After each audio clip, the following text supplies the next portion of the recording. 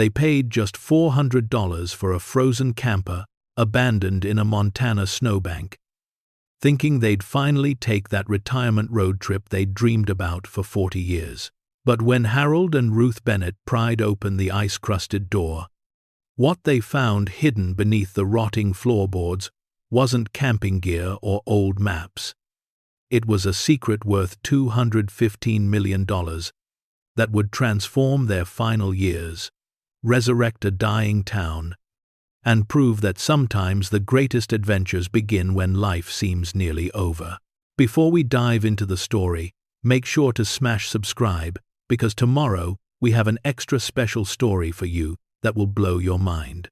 The January wind cut through Timber Ridge, Montana like a blade forged in the Arctic, sharp enough to make even the hardiest souls think twice about stepping outside. Population 873. Though that number had been dropping steadily for the past decade like water through cupped hands. Main Street consisted of exactly 5 buildings that mattered. Betty's Diner, with its perpetually flickering neon sign, Morrison Hardware, where the wood floors creaked with a century of footsteps, the post office that doubled as the town's gossip central, Miller's General Store, where everyone gathered to complain about the weather and reminisce about better days, and the First Baptist Church that had seen more funerals than weddings in recent years. This was the kind of town people left, not the kind they moved to.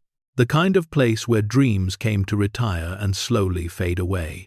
Harold Bennett stood at the frost-covered window of their small rental house on Maple Street, watching the snow accumulate on the hood of their aging Buick LeSabre. The car was a 1998 model with 230,000 miles on it.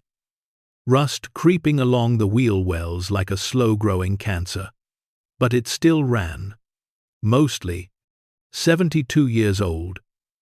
Harold cut a lean figure, worn down by time and labor, like a river stone. His hands were gnarled from a lifetime of construction work, knuckles swollen with arthritis that made mornings particularly painful. His back reminded him daily of every beam he'd ever lifted, every roof he'd ever shingled, every foundation he'd ever poured. Deep lines etched his face like a roadmap of hard years and harder choices. His flannel shirt, purchased from the clearance rack at Miller's 3 years ago, hung a bit looser than it used to. His jeans were held up by a worn leather belt cinched 2 notches tighter than last year. Weight loss wasn't intentional. It was just what happened when you stretched meals as far as they could go. Behind him, Ruth moved through their tiny kitchen with the quiet efficiency of someone who'd learned to make do with less, and then learned to make do with even less than that. At 70 years old, she still had that brightness in her eyes, though anyone looking closely would notice her hands trembled slightly when she thought no one was watching. The arthritis had been getting worse, particularly in her fingers. Some mornings she couldn't open jars or button her own cardigan. She wore 3 layers even inside because they kept the thermostat at 62 degrees to save on heating oil. Their breath was visible in the morning until the space heater in the living room finally took the edge off the cold. She moved between the ancient refrigerator and the equally ancient stove, preparing their breakfast. 2 eggs, split between them, 2 pieces of toast, black coffee because milk was expensive and cream was a luxury they couldn't remember. Her slippers were held together with duct tape on the soles, but they were warm, and that's what mattered. "Coffee's ready," she called softly, her voice carrying that musical quality it had always had, even when the words were weighed down with worry. Harold turned from the window and smiled. The kind of smile that had kept them together through 51 years of marriage. 3 kids raised on hope and determination, 2 layoffs that had nearly broken them, and 1 bout with breast cancer that had nearly taken her 10 years ago. It was a smile that said, "We're still here. We're still together. That's enough." even when it wasn't quite enough. "You're a saint," he said, settling into his chair at the small Formica table. The table had been salvaged from a yard sale in 1989. Its surface scarred with decades of use by previous owners and then by them. The kitchen was cramped, barely enough room for two people to move past each other. The appliances were harvest gold, a color that had gone out of style before their youngest daughter was born. The linoleum was cracked in places, peeling up near the doorway where everyone's footsteps had worn it down to the subflooring. But it was home. Or at least, it was where they lived. There was a difference. Ruth sat across from him, cradling her mug with both hands, seeking the warmth that her body no longer seemed to generate on its own. Steam rose between them like a curtain they'd learned to see through after all these years. A curtain woven from shared struggles and quiet disappointments, and the stubborn refusal to give up on each other, even when giving up on everything else seemed like the only logical choice. "Did you see the notice?" she asked quietly, her eyes flicking toward a letter on the counter. The envelope had been opened 2 days ago, but neither of them had talked about it yet, as if ignoring it might make it go away. Harold's jaw tightened almost imperceptibly. He'd seen it. Of course, he'd seen it. Rent increase, effective March 1st, $50 a month. It might as well have been $500. "We'll figure it out," he said, though they both knew the math didn't work. They'd already cut everything they could possibly cut. No cable television, no internet, one car between them that they drove only when absolutely necessary. Meals stretched and reheated and stretched again until flavor became an afterthought. And nutrition was measured in survival rather than health. Their medications came from Canada because American prices would have meant choosing between pills and rent. They'd already made that choice once, and Ruth had ended up in the emergency room. Ruth looked down into her coffee like she might find answers in the dark liquid, swirling patterns that might reveal some path forward they hadn't yet seen. "Remember when we used to talk about buying an RV?" she whispered, her voice so soft he almost didn't hear it over the rattle of the space heater. "Driving out to see the redwoods, the Grand Canyon, the ocean. You wanted to see the Pacific. I wanted to feel sand under my feet." Her eyes misted over with the memory of younger versions of themselves, people who still believed in someday.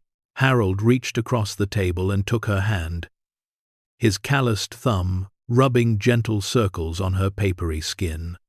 Her wedding ring, a simple gold band that had cost him 2 weeks' salary back in 1972, was now loose on her finger. She'd lost weight, too. They both had. "I remember," he said, his voice rough with emotion. "I remember every dream we ever had, Ruthie. Every single one." They sat like that for a while, two people who'd worked their entire lives and followed every rule and done everything they were supposed to do. They'd raised 3 children who turned out well, good people with families of their own. Sarah lived in Seattle with her husband and 2 kids. Michael was in Denver, doing something with computers they didn't quite understand. Jennifer had moved to Atlanta for a job opportunity 5 years ago. They all called on Sundays, dutiful and loving, but their lives had moved on to different time zones, different worlds. The grandchildren knew them mostly through video calls and Christmas cards. There wasn't money for plane tickets.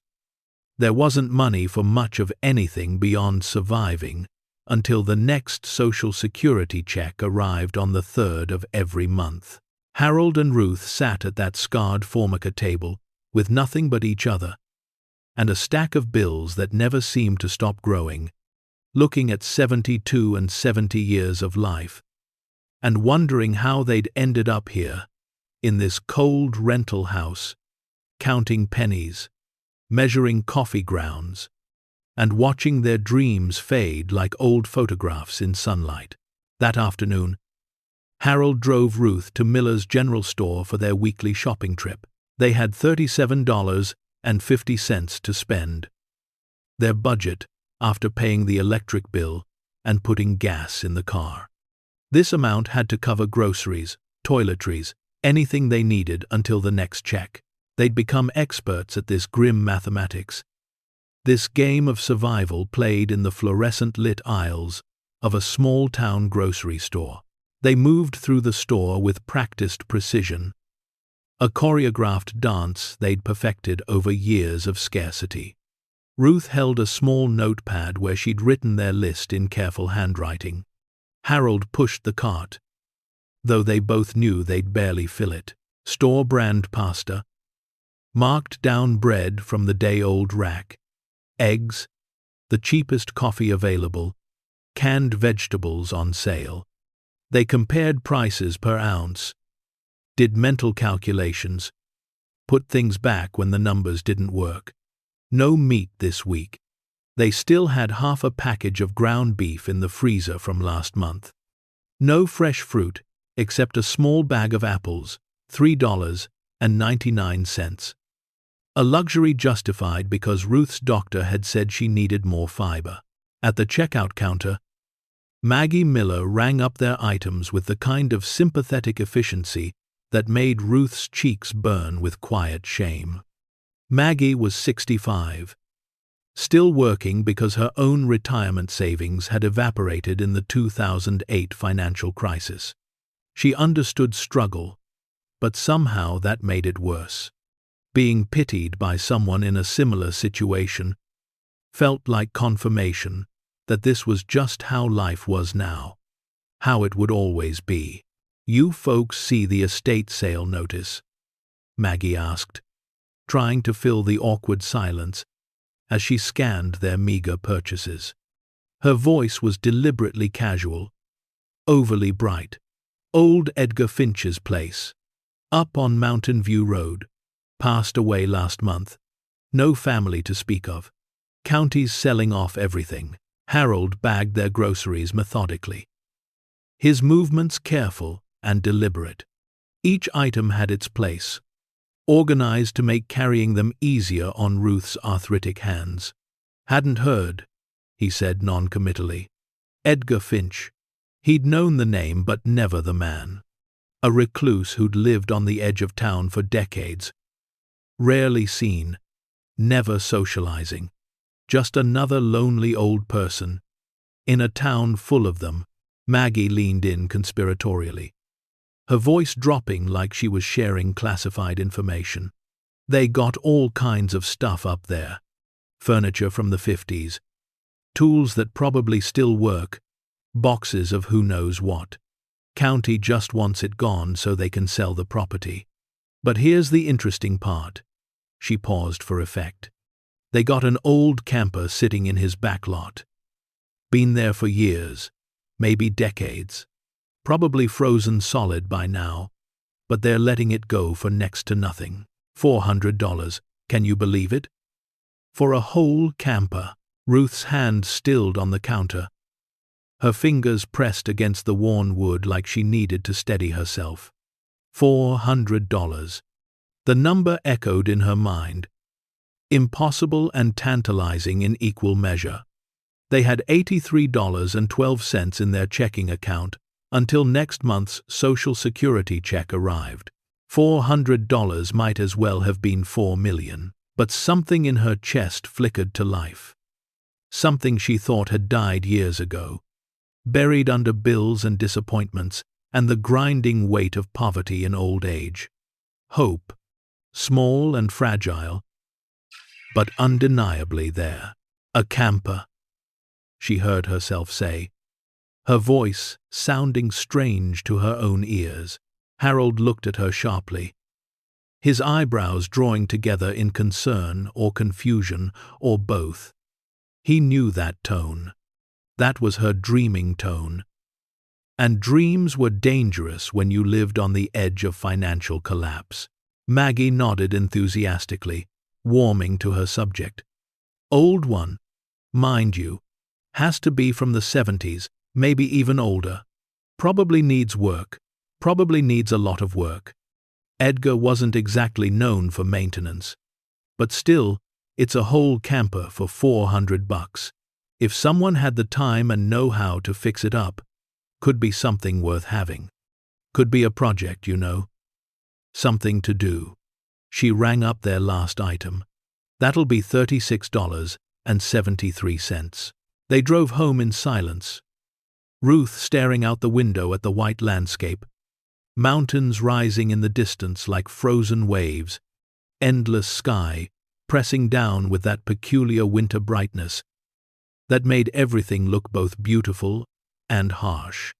Harold gripped the wheel tighter than necessary, his knuckles white, knowing what she was thinking because he was thinking it too. A camper. An actual camper.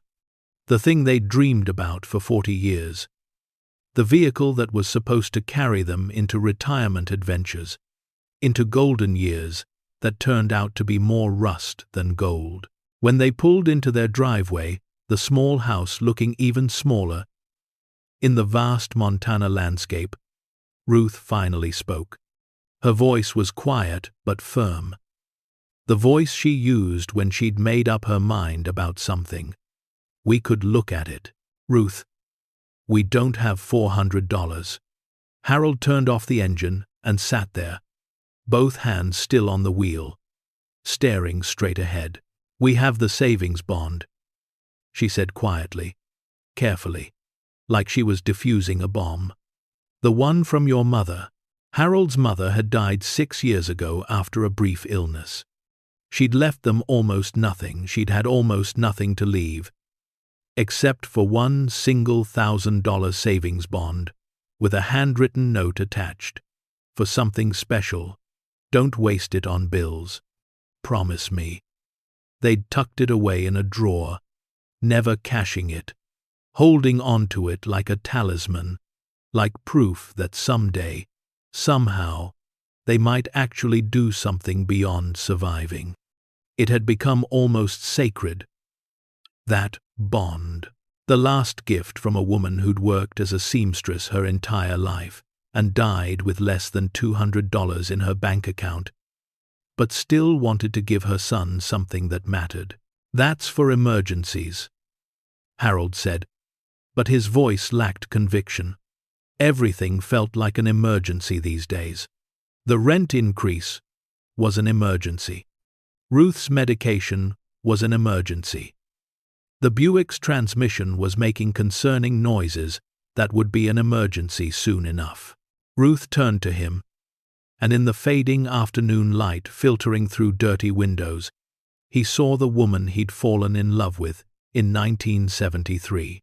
She'd been 22, working as a waitress at a diner in Billings, and he'd been 24, just starting out in construction, both of them young and poor, and full of dreams that seemed achievable back then. She'd had wild dreams and unshakable faith that life could be an adventure, that working hard and being good people would be enough. 50 years later, she was still that woman, buried under layers of disappointment and financial stress, but still in there somewhere. Harold, she said softly, reaching over to touch his arm, her fingers cold even through his flannel shirt. We're 70 years old. 70. If not now, when? If not this, what are we saving it for? Another year of counting pennies, another winter of being cold, another decade of watching other people live while we just survive. He stared at her for a long moment, seeing not just who she was, but who they'd been, who they'd hoped to become. You want to buy a frozen camper, he said. And it wasn't quite a question. I want to buy a dream, she corrected, her eyes bright with tears or determination, or both. Even if it's a frozen one. Even if it doesn't work out. Even if we're crazy old fools. I want to try, Harold. One more time.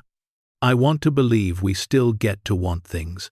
The words hung in the cold air of the car, visible breath, impossible hope, and the weight of 51 years of marriage to someone who'd never given up on him even when he'd given up on himself. Harold felt something shift in his chest. Some locked door creaking open after years of being sealed shut. He started to smile. Slowly, the expression feeling strange on his face after months of worry and resignation. "You want to buy a frozen camper," he repeated. But this time, he was smiling. Ruth smiled back, genuine and bright, and suddenly looking 10 years younger. "I want to buy a dream." The next morning, Harold called the county office handling Edgar Finch's estate. His fingers trembled slightly as he dialed, and he had to check the number twice. The woman who answered sounded young and bored, probably a clerk, counting down the hours until her shift ended. "County administration. How can I help you?" "Yes, ma'am. I'm calling about the Edgar Finch estate sale. I understand there's a camper available." He heard papers rustling. "Oh, yeah. The old RV in the back lot. You interested in that thing?" "Yes, ma'am. Potentially." My. The woman sounded genuinely surprised, like she'd been told to list it, but never expected anyone to actually inquire. "Okay. Well, fair warning, sir. That camper's been sitting there for at least 15 years, probably longer. Edgar never mentioned it, never used it as far as anyone knew. It's not in great shape. Windows are all frosted over, doors frozen shut, might not even be salvageable. But county says it's got to go, so we're selling it as is. Where is $400, cash only. Can we come look at it?" "Sure, I guess. Estate sale is this Saturday. Starts at 8 in the morning. Cash only. No returns, no warranties. You haul it away yourself. You understand?" "Yes, ma'am. We understand." Harold hung up and found Ruth already putting on her coat, moving with more energy than he'd seen in months. "Where are you going?" he asked, though he knew. "To the bank," she said simply, her voice steady with purpose. "To cash a bond." The drive to the bank took 10 minutes. The branch was small, just 3 tellers and a manager's office. The kind of place where everyone knew everyone, and your financial struggles weren't exactly secret. They filled out the paperwork, Ruth's hand shaking slightly as she signed her name. The teller, a young woman named Ashley who'd gone to school with their granddaughter, counted out the money twice. $1,000, she said, pushing the bills across the counter. "You folks? Doing something exciting?" Ruth carefully put the money in her purse, folding it inside her envelope. "Maybe," she said with a small smile. "We're going to try." They kept $600 back emergency reserves, Harold insisted, because they weren't completely crazy, and put $400 in cash in Harold's wallet. The bills felt heavy, significant, like they weighed more than mere paper should. This was Harold's mother's last gift, transformed into possibility, into maybe, into one more chance to be more than 2 old people waiting to die. By Saturday morning, they'd barely slept. Harold had tossed and turned all night, alternating between excitement and certainty that they were making a terrible mistake. $400 for a camper that probably didn't work, probably couldn't be fixed, probably would end up being just another disappointment in a lifetime of them. Ruth had been awake too, he could tell from her breathing. Both of them lying in the dark, with their own thoughts and their shared hope. The estate sale was already underway when they arrived, a handful of locals picking through boxes of tools and furniture and the accumulated detritus of a lonely life. Edgar Finch's property sat on 5 acres at the edge of town. His house, a weathered craftsman with a sagging porch and boarded windows. The yard was overgrown. The driveway cracked and uneven. Everything speaking of years of benign neglect. A few pickup trucks were parked haphazardly around the property. People loading up old furniture and hand tools. The everyday archaeology of a life ended. But Harold and Ruth weren't interested in the house or the furniture or any of it. They walked around back, following a trampled snow path past an old shed and a rusted tractor, their breath visible in the cold morning air. And there it sat. The camper was older than they'd expected. A 1978 Wilderness model, with rounded edges and an aluminum shell that had oxidized to a dull gray, like pewter, left too long in the rain. It was bigger than Harold had imagined. Maybe 22 feet long. Substantial. Snow had piled against one side, drifted nearly to the windows. The door hung slightly ajar, frozen in place, creating a gap just wide enough to see darkness inside. Icicles dripped from the awning like crystalline tears, catching the morning light.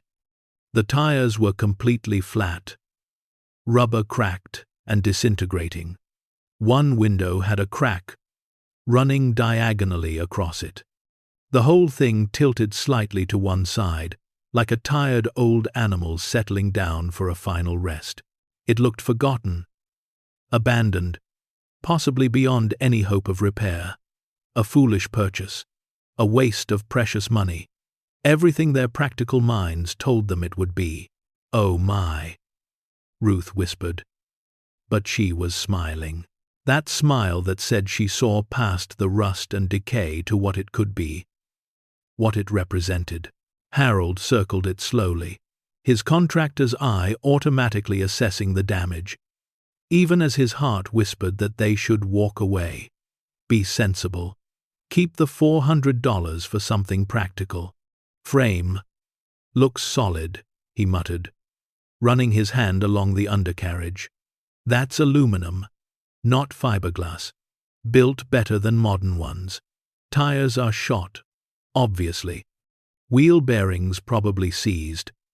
Can't see inside with all that frost on the windows. He peered through the gap in the door, but it was too dark to make out details. They stood there for several minutes, just looking, just imagining. Two elderly people in worn winter coats, staring at a frozen relic, seeing something no one else could see, seeing possibility, seeing adventure, seeing the road trip they'd promised themselves for 40 years. Finally, Harold pulled out his wallet with hands that shook slightly. "Let's do it," he said quietly, "before I come to my senses." They walked to the card table, where the county representative sat shivering under a portable space heater. A middle-aged woman in a county parks department jacket filling out forms in triplicate. "We'll take the camper," Harold said, his voice firmer than he felt. The woman barely looked up from her paperwork, like this was just another item on an inventory list. "The RV? 400. As is. Where is? You're responsible for moving it. Got something to haul it with. We'll figure it out," Harold said, and counted out the bills. $20 bills, his mother's final gift, laid out one by one until $400 sat on the table. The woman counted it again, made a notation on her clipboard, and wrote them a receipt on a carbonless form. She handed over a single key on a plastic tag, the kind you'd get at a hardware store. "Good luck with it," she said, in a tone that clearly communicated they were going to need it. More than luck. Maybe a miracle. Back at the camper, Ruth stood with her hand on the frozen door handle, her gloved fingers resting on metal so cold it seemed to burn. "Ready?" Harold asked. She nodded, not trusting her voice. Together, they pulled. The door groaned in protest, ice cracking along the seams. They pulled harder, putting their weight into it, and suddenly it gave way with a sharp crack like breaking bones. The door swung open, and cold air rushed out, carrying the smell of age and abandonment and something else, something almost preserved, like opening a tomb. They stepped inside carefully, Harold first, testing the floor to make sure it would hold their weight. The interior was dim, weak winter light, filtering through frost-covered windows like they were underwater, like they'd entered some forgotten submarine. Everything was frozen in time, literally. A thin layer of ice coated the countertops, glittering in the half-light. The small dinette table was still set with a coffee mug and a plate, both frozen solid, frost crystals growing on their surfaces like strange flowers. Upper cabinets hung open, revealing canned goods covered in frost, their labels faded and illegible.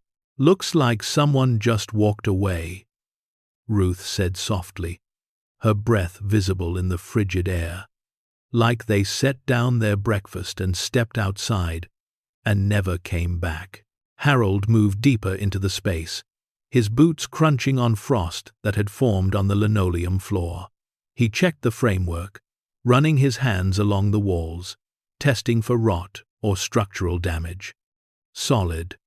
He checked the ceiling for water stains. Nothing. "No water damage I can see," he said, his voice echoing slightly in the enclosed space. "That's remarkable, actually. Structures sound better than I expected." He moved toward the back, where a small sleeping area was separated by a partial wall. 2 narrow beds, still made with blankets stiff with ice. A small closet with the door hanging open. And then he paused, his contractor's eye catching something off. "That's strange," he said, frowning. "What?" Ruth asked, moving to his side, both of them crowding into the small space. Harold pointed to the floor near the back, just in front of the sleeping area. "These floorboards. See? They don't match." He was right. The wood was different, newer looking despite the frost. Different grain pattern, different width, and the spacing's off, like someone replaced them but didn't match the original exactly.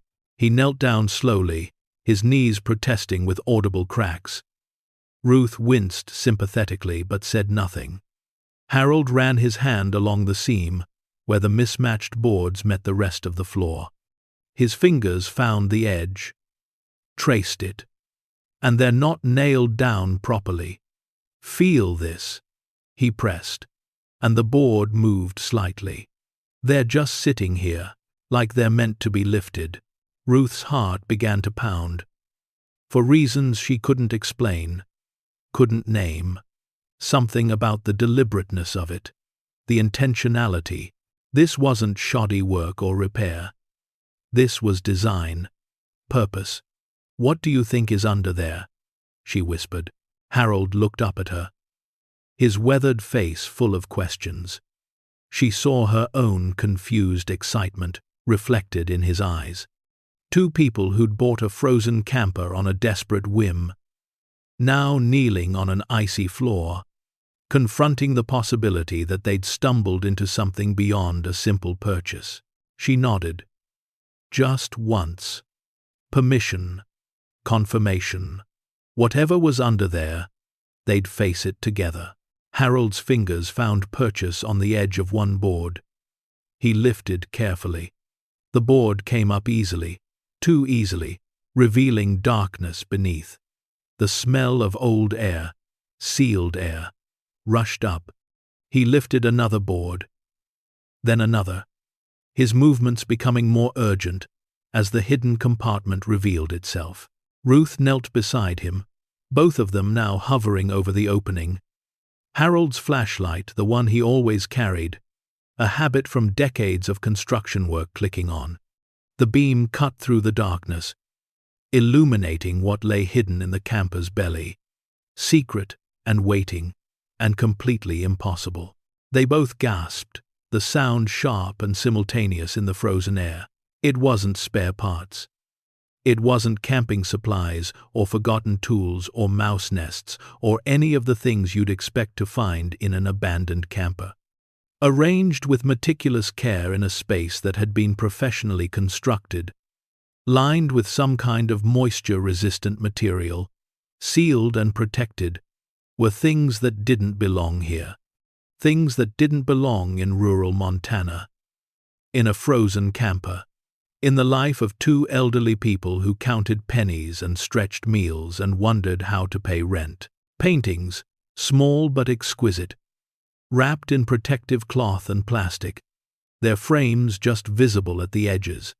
Leather portfolios, the expensive kind, stuffed with papers. A metal box with a sophisticated lock that looked more suited to a bank vault than an RV. And everywhere, catching the light, the gleam of something valuable, something important, something purposefully hidden.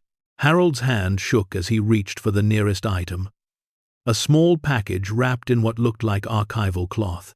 He carefully, reverently, pulled back the protective covering. Even in the dim light filtering through frosted windows, even in the impossible cold, even in the surreal moment of discovery, the image was breathtaking. A landscape, mountains and sky, painted with confident brushstrokes, rich colors somehow preserved perfectly. And there, in the corner, a signature, a name that made Ruth's breath catch in her throat, a name she recognized from coffee table books and public television documentaries, a name that belonged in museums, not in a frozen camper in Montana. Harold, Ruth whispered, her voice barely audible over the sound of their own disbelieving breaths. Is that real? Is that what I think it is? He couldn't speak. Could only stare at the signature, at the painting, at the impossible truth hidden beneath the floor of a $400 camper. His hands trembled, and for a moment he thought he might drop it, might damage something irreplaceable, might wake up from whatever dream they'd stumbled into. Their retirement road trip, their desperate gamble on a frozen camper, their last attempt to grasp at something beyond mere survival, had just taken a turn they never could have imagined. Not in their wildest, most desperate dreams. Not in a lifetime of hoping for something more. They'd bought a dream for $400, but what they'd actually purchased, what they'd actually found, was something far more extraordinary, far more terrifying, and far more valuable than either of them could begin to process. The frozen Montana morning pressed against the walls of the camper. Somewhere outside, people continued to pick through an estate sale, loading furniture and tools into pickup trucks, going about their normal Saturday routines. But inside this small, cold space, Harold and Ruth Bennett knelt on an icy floor, staring at a hidden compartment full of impossibilities, their old hearts pounding with fear and wonder, and the dawning realization that their lives had just irrevocably changed. Harold's hands trembled as he set the small painting carefully on the frozen counter, as if it might shatter like ice if handled roughly.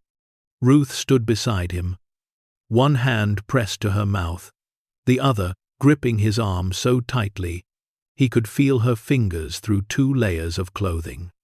Neither of them moved for several seconds, just breathing, just trying to process what they were seeing, what it might mean, what impossible situation they'd stumbled into.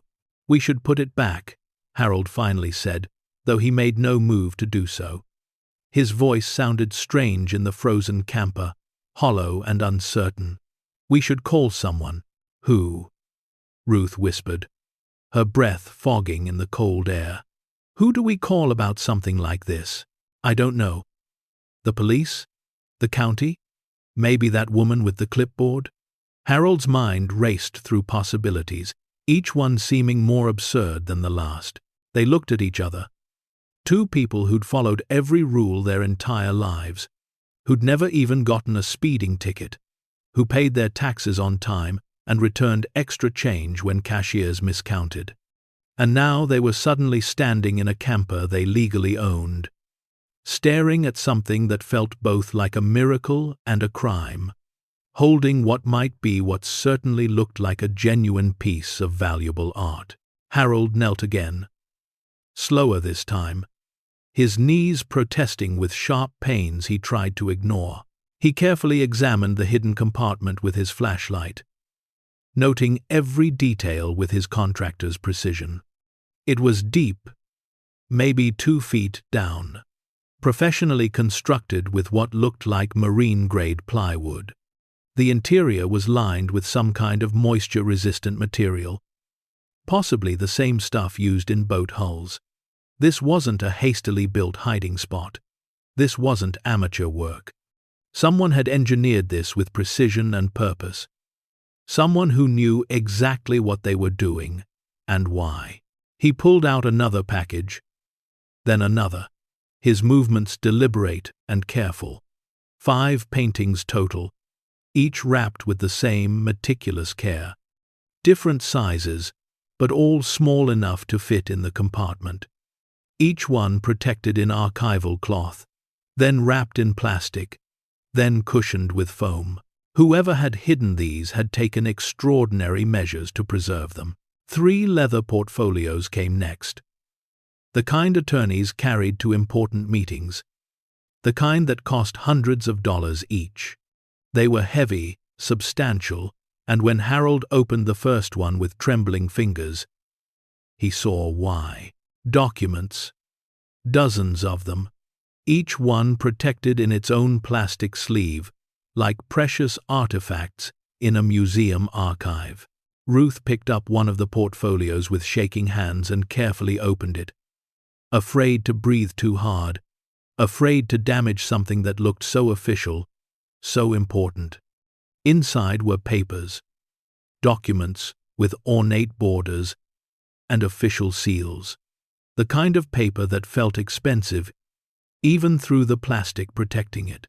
Stock certificates, she breathed, reading the letterhead with difficulty in the dim light. Her reading glasses were back at home on the kitchen table. Harold, these have dates from the 1930s. Look at this one, 1937. He moved beside her, reading over her shoulder. The certificates were beautifully printed, elaborate scroll work around the edges. Company names he vaguely recognized from history classes decades ago. Railroad companies, steel manufacturers, banks. Some of the companies he'd heard of, though he knew they'd been absorbed into larger corporations over the years. Others were completely unfamiliar. But the numbers made his head spin. Face values in the thousands, some in the tens of thousands. One certificate, yellowed with age but perfectly preserved in its plastic sleeve, claimed to represent 10,000 shares of something called American Steel and Iron, issued in 1939. These can't be real, Harold muttered, his voice lacking conviction even as he said it. They can't still be valid. That's not how it works. But even as he spoke, he knew he had no idea how it actually worked. He was a construction worker, not a financial expert. For all he knew, these could be worth fortunes, or they could be worthless antiques. But the documents looked authentic, official, preserved with the same obsessive care as everything else in the compartment. This wasn't the work of a con artist or a dreamer. This was something else entirely. They worked in silent awe for the next hour, neither of them even noticing the cold anymore, adrenaline and shock warming them from the inside. They carefully documented everything they found. Harold, using an old disposable camera he kept in the Buick's glove compartment for insurance purposes. 5 paintings, all appearing to be originals, all signed by names they vaguely recognized from museums and coffee table books Ruth had checked out from the library over the years. 37 bearer bonds from various decades, some from the 1920s, others from the 50s and 60s. Stock certificates from companies both familiar and obscure, dated anywhere from 1932 to 1976, and documents. So many documents. Letters on official letterhead, bills of sale with notary seals, certificates of authenticity that looked like they'd been issued by museums and galleries, all organized in protective sleeves like someone had maintained a careful archive. Everything was labeled, dated, cross-referenced. This wasn't random hoarding. This was systematic preservation. At the very bottom of the compartment, beneath everything else, Harold found a sealed envelope. Unlike the other documents, this one was yellowed with age, but not protected in plastic. It sat alone, like it had been placed there last, like it was meant to be found first, or last, or whenever someone finally looked. His fingers fumbled with the seal, partly from cold, partly from the trembling he couldn't seem to stop. Inside was a single page, handwritten in careful script, the kind of penmanship they didn't teach anymore. Each letter formed with deliberate precision. Ruth leaned close as Harold read aloud, his voice rough with emotion. To whoever finds this, if you are reading this, then I am gone, and this collection has found a new guardian. I cannot explain all my reasons for hiding these treasures, and I suspect my explanations would satisfy no one, least of all myself. Some pieces were inherited from my parents, who were themselves collectors of modest means but impeccable taste. Others I acquired over a lifetime of careful saving and fortunate timing, bought in years when no one else seemed to care about art or history or beauty. Harold paused, his throat tight. Ruth squeezed his arm, urging him to continue. All of these items have become a burden I can no longer carry. The world became too complicated, too dangerous for an old man with valuable things and no one to protect them, no one to leave them to, no one who would understand why I chose preservation over profit.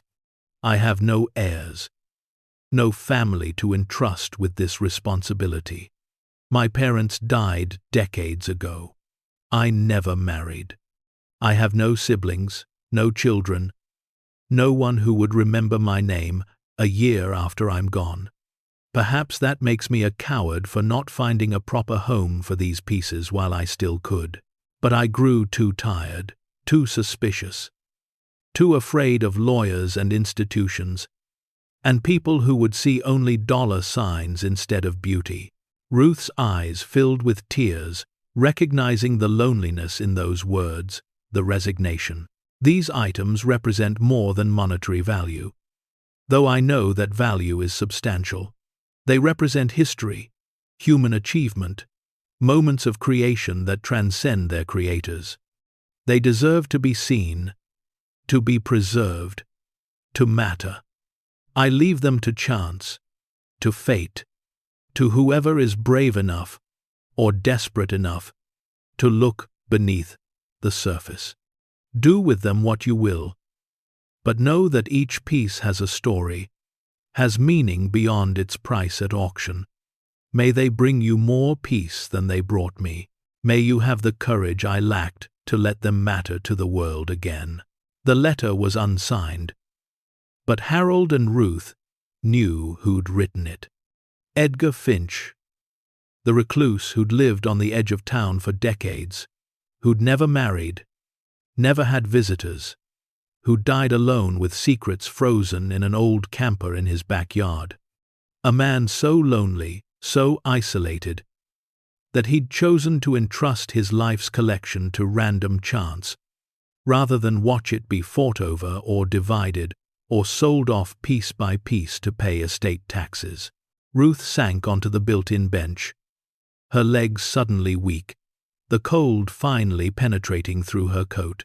"Harold," she whispered, her voice barely audible, "what do we do?" He sat beside her heavily, the letter still in his hands, surrounded by wrapped paintings and portfolios, full of documents that might be worth thousands, or might be worth millions, or might be elaborate fakes that would make them look like fools. I don't know, Ruthie. I honestly don't know. They sat in silence for a long time, the winter cold seeping through their coats despite their shock-induced adrenaline, their breath fogging in the frozen air. Around them, wrapped in cloth and plastic and decades of secrecy, lay what might be the answer to every financial worry they'd ever had. Or it might be nothing. Elaborate fakes, a dead man's delusion, worthless paper, and painted canvas. But Harold's hands, calloused from decades of construction work, knew quality when they felt it. The frames were solid, expensive hardwood. The paper stock of the bonds was thick, substantial, official. The portfolios were genuine leather, not imitation. This wasn't the work of an amateur or a con artist. This was real. Whatever real meant in this context. Finally, Ruth spoke, her voice steadier than her hands. We need to know for certain, before we tell anyone else, before we make any decisions, before we do anything, we need to know what we actually have. If it's real or fake, if it's valuable or worthless, if we're sitting on a fortune or a fantasy. Harold nodded slowly, his practical mind reasserting itself through the fog of shock. We need an expert, someone who knows about art, about old documents, about authentication, but quietly. If this is real, if any of this is actually valuable. He didn't finish the sentence. They both understood. If word got out before they knew what they had, before they had legal counsel, before they understood their rights and obligations, they could lose everything, or worse, become targets. We should move it, Ruth said suddenly, decisively. Move the camper to our place. Tonight, before anyone notices, before anyone asks questions, get it off Edgar's property and onto ours, where we can control who sees it. Harold looked at her with renewed appreciation. After 51 years of marriage, she could still surprise him with her clarity in moments of crisis. You're right. Absolutely right. I'll call Dennis, see if I can borrow his trailer. Tell him we need to move some equipment. They gathered everything carefully, rewrapping each item exactly as they'd found it, placing the floorboards back in position with shaking hands. From the outside, the camper looked exactly as it had that morning. A frozen relic that two elderly people had inexplicably purchased for $400. Nothing to see, nothing to notice. Just another questionable purchase by people too old to know better. That evening, after the estate sale had closed and the other buyers had left with their boxes of tools and furniture, Harold returned with Dennis Cooper, a friend of 40 years who ran a small towing business. Dennis, who'd known Harold since they'd worked construction together in the 80s, helped him hook up the camper to a borrowed trailer without asking too many questions. Dennis was good that way. Got yourself a project, huh?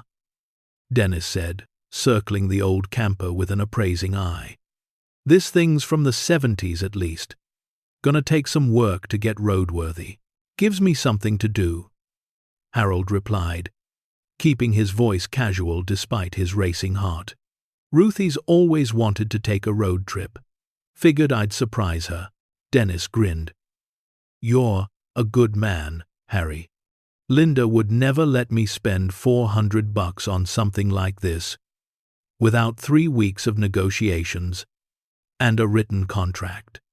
He helped Harold secure the camper to the trailer with practiced efficiency.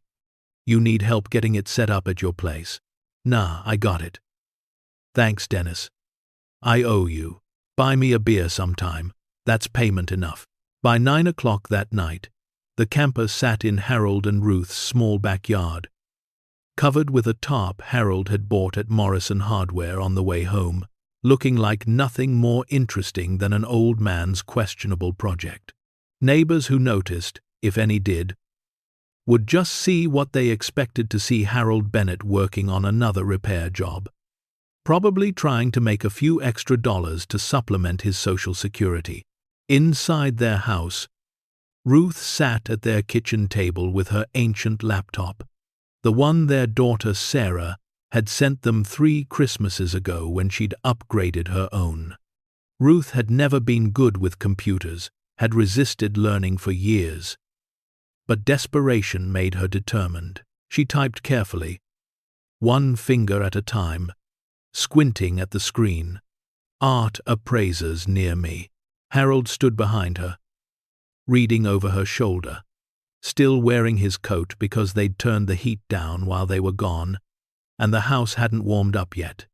Most of the search results were for insurance appraisers or antique dealers, people who valued furniture and jewelry, not fine art. Nothing that felt right. Nothing that inspired confidence. For something this potentially significant, this potentially dangerous. Then Ruth found something different, buried on the 3rd page of results, where she'd almost given up looking. A name that appeared in several articles about art authentication and provenance research, always quoted as an expert, always described with impressive credentials. She clicked on the link, squinting at the small text, her reading glasses sliding down her nose. Dr. Margaret Castellano, she read slowly, pronouncing each syllable carefully. Expert in provenance research and artwork authentication, specializing in American art from 1850 to 1950. Based in Helena.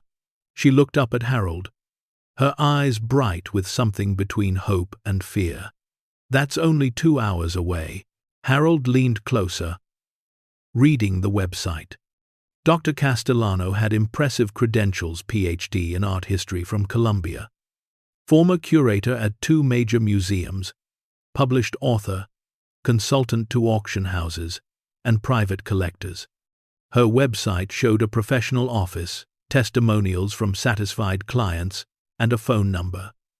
A real person, not some internet scam, not someone who'd disappear with their treasures.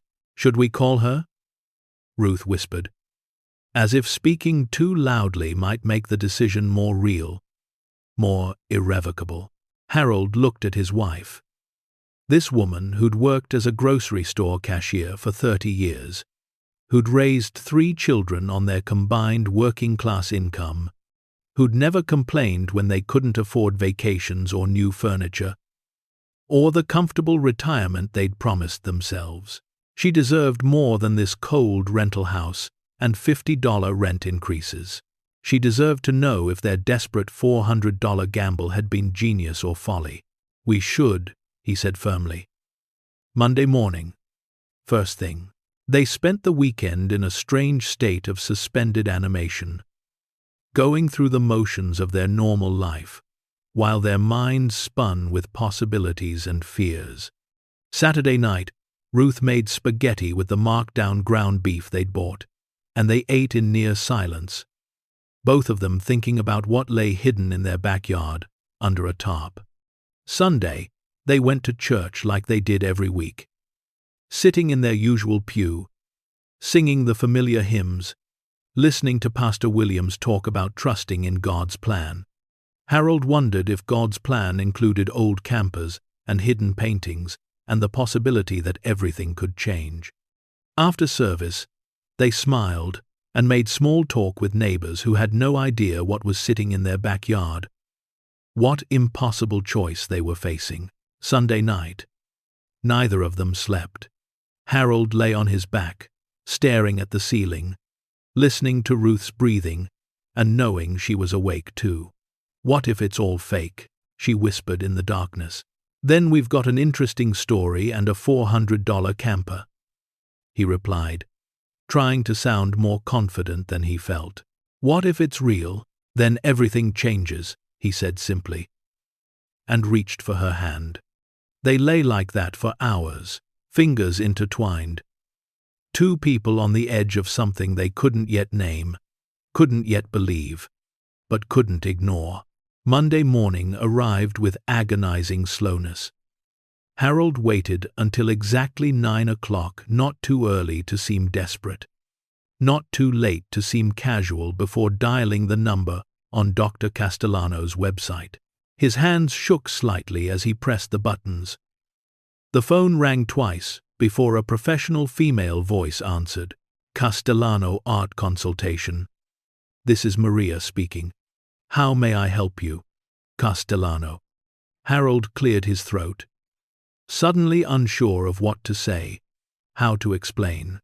He'd rehearsed this conversation a dozen times, but now all his prepared words evaporated. "Yes, ma'am. My name is Harold Bennett. I'd like to speak with Dr. Castellano about appraising some artwork." "Is this for insurance purposes, sir?" The secretary's voice was polite but efficient, like she handled these calls routinely. "No, it's—" Harold hesitated, choosing his words carefully. "It's for authentication. I recently acquired some pieces and I'd like to verify their origin and, their value." The secretary's tone shifted slightly, becoming more engaged, more interested. "I see. What type of pieces are we discussing, Mr. Bennett?" Harold looked at Ruth, who nodded encouragingly from across their small kitchen. "Small paintings," he said carefully, keeping his voice steady. "Possibly from the early 20th century, and some historical documents, bearer bonds, stock certificates, that kind of thing." There was a pause, the sound of papers being shuffled. "And you're calling from where, sir?" "Timber Ridge, Montana." Another pause, longer this time. Harold could hear typing, probably checking a calendar or computer system. "Mr. Bennett, Dr. Castellano typically doesn't travel for initial appraisals. However, she does have a gap in her schedule this Thursday. If you could bring photographs and any documentation you have to her office in Helena, she could meet with you." Would 2 o'clock work? Harold's heart hammered so hard he was certain the secretary could hear it through the phone. Yes, that would work perfectly." "Excellent. I'll need your contact information for our records." Harold provided their address, phone number, and email address. Sarah had set up an email account for them years ago that they rarely used. "And Mr. Bennett, Dr. Castellano will need to see high-quality photographs of the pieces. If possible, the clearer, the better. Can you manage that?" "Yes, ma'am. We'll bring everything you need." When he hung up, Ruth was standing, her hands pressed together like she was praying. "Thursday, 2 o'clock. We're really doing this." "We're really doing this," Harold confirmed. And for the first time since they'd pried open that frozen camper door, he felt something other than shock. He felt purpose. The next 3 days were the longest of their lives. Harold carefully photographed each painting, each document, trying to capture details without removing the protective coverings more than absolutely necessary. He worked in their small living room, the only space with decent natural light, arranging items on their coffee table and shooting from multiple angles. Ruth organized everything they knew about Edgar Finch, which wasn't much. She went to the library and used their internet connection, faster than their home dial-up, to search for information. What she found was sparse but intriguing. Edgar Finch had arrived in Timber Ridge in 1992, buying his property with cash. Before that, there was almost nothing, no social media presence, obviously, since he'd been elderly even then, but also no public records she could find, no military service, no marriage license, no business registrations, It was as if he'd appeared fully formed at age 60 or so, bought 5 acres on the edge of town, and proceeded to live there alone for over 30 years, until his death at 93. The man had been a mystery even before they'd found his hidden collection. Now, he was an enigma, wrapped in a puzzle, wrapped in millions of dollars of potentially valuable art. Wednesday night, neither Harold nor Ruth slept at all. They lay in bed, staring at the ceiling, listening to each other's breathing, holding hands in the darkness. "What if she thinks we stole them?" Ruth whispered around 3 in the morning. "What if she calls the police?" "We didn't steal anything," Harold replied firmly. "We bought that camper legally, through a legitimate estate sale. We have a receipt. We have documentation. We've done nothing wrong. But what if someone claims they should have inherited these pieces? What if Edgar had family we don't know about? Then we'll deal with it. Together, like we always have." Ruth was quiet for a moment. "I'm scared, Harold." "Me too, Ruthie. Me too. Me." Thursday morning arrived bright and cold. Harold wore his only suit, the navy one purchased for their daughter Jennifer's wedding 15 years ago. It was a bit loose now he'd lost weight they couldn't afford to lose, but it was clean and pressed. Ruth wore her best dress, the navy blue one she saved for funerals and important occasions. They looked at themselves in the bathroom mirror.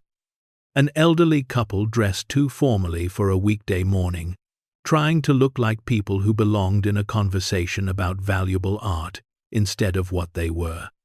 2 frightened, desperate people hoping for a miracle. The paintings and documents were packed in Harold's weathered briefcase, the one he'd used for contracting bids decades ago. The leather was cracked, the handle worn smooth, but it was all they had.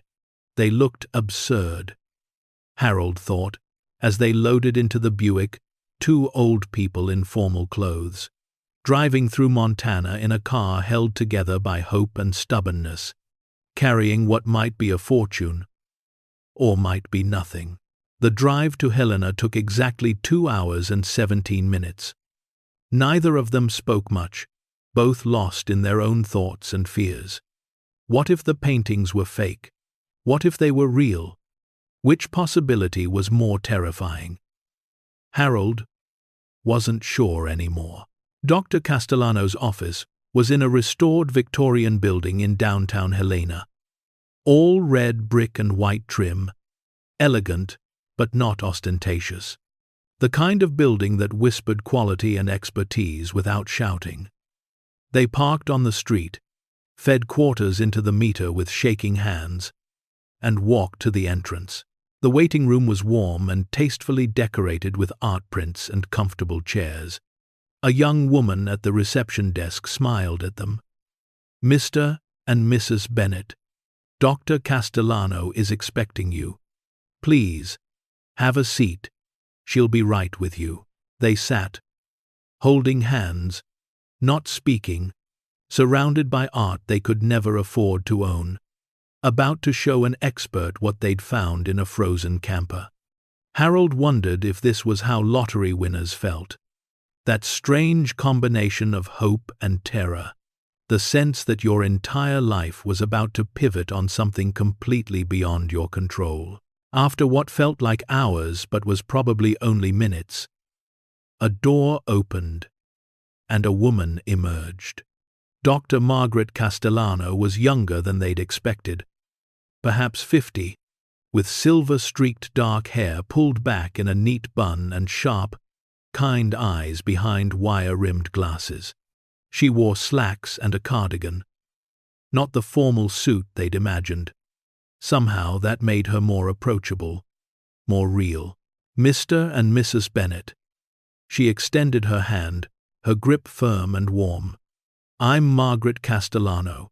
Thank you for coming. I have to say, I'm very intrigued by your call. It's not every day I get inquiries about early 20th century artwork from Timber Ridge." Her smile was genuine, curious, rather than condescending. "Thank you for seeing us, ma'am," Harold managed, his voice rough with nerves. "Please, call me Margaret. Let's go to my examination room. I'm eager to see what you've brought." The examination room was part laboratory, part art studio, with specialized lights mounted on adjustable arms, magnifying equipment on wheeled stands, and reference books lining every wall. A large table dominated the center of the space, covered with white cloth. The room smelled faintly of chemicals and old paper, professional and precise. Harold set the briefcase on the examination table and opened it with hands that wouldn't stop trembling. Dr. Castellano pulled on white cotton gloves and carefully removed the first painting. The landscape they'd discovered first. The one with the signature that had started all of this. For a long moment, she said nothing, just studied it under the specialized lights, her face carefully neutral, professional. Harold and Ruth stood frozen, barely breathing, watching her examine their impossible discovery.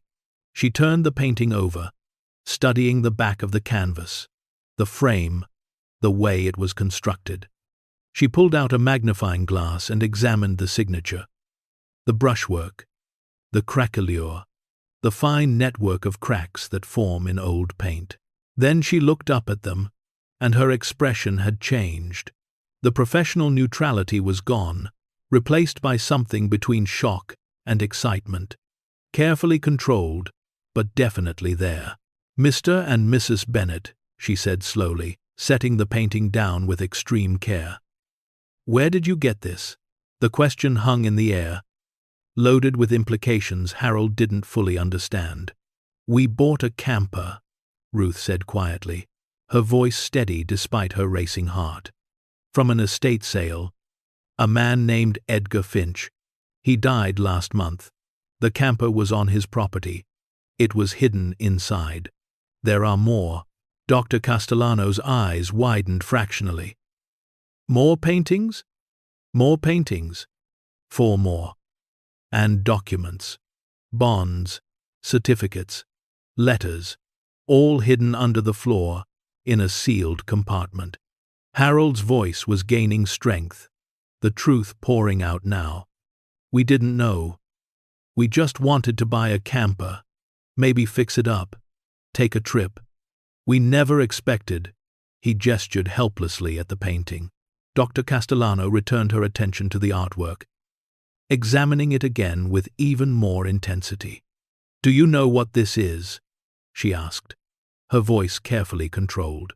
"We think it might be valuable," Harold ventured, understating what he actually thought, what he desperately hoped. She laughed. But it wasn't unkind. It was the laugh of someone confronted with something absurd and wonderful. "Valuable. Yes, this is valuable." She set it down with reverence and met their eyes. "If this is authentic, and I'll need to run several tests to confirm, but my initial assessment is very promising.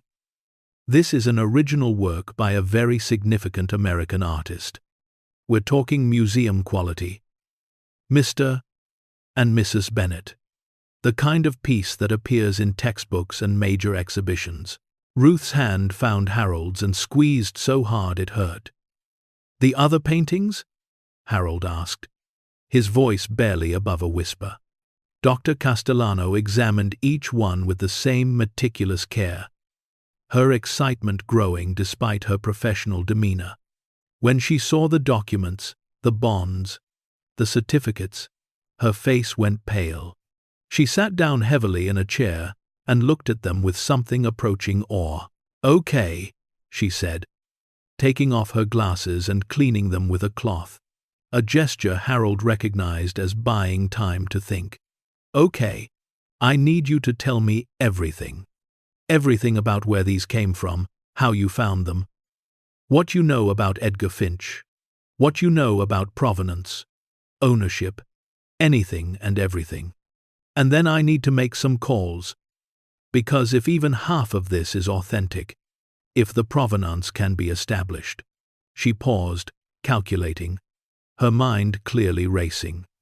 We're looking at tens of millions of dollars. Possibly much more. The room seemed to tilt. Harold felt Ruth sway beside him and steadied her, though he wasn't certain who was supporting whom. Could be more? He managed to ask, his voice cracking. More than tens of millions? Dr. Castellano nodded slowly, her expression serious. Art market values fluctuate, and authentication takes time, and provenance research is crucial. But yes, based on what I'm seeing here, if these pieces are genuine, if the ownership chain can be established, if there are no legal complications, she met their eyes. You could be looking at a collection worth well over $100 million, possibly significantly more, depending on what the bearer bonds turn out to be worth. Some of these could have been accumulating interest for decades. Some might represent shares in companies that no longer exist or that became parts of major corporations. This isn't just art, Mr. and Mrs. Bennett. This is history, finance, and culture, all wrapped together. The world went very quiet.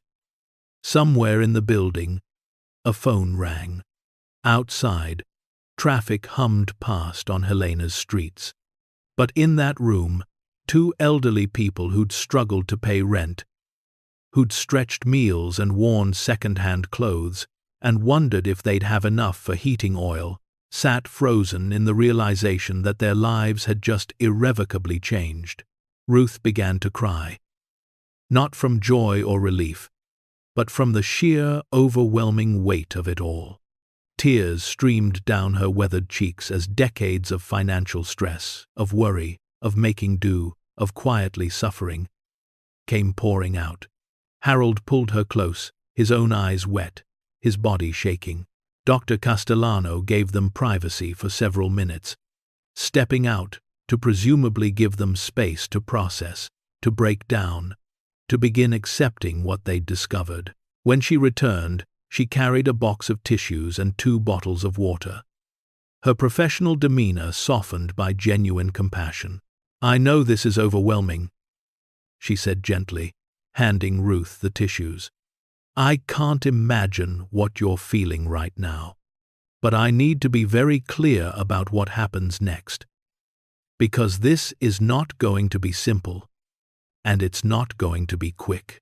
Harold wiped his eyes and straightened his shoulders, trying to regain some composure. "What do you recommend? What happens next will turn this night upside down, reveal a truth nobody expected, and remind us why sometimes the quietest voices carry the most power. Stay tuned to see what happens next.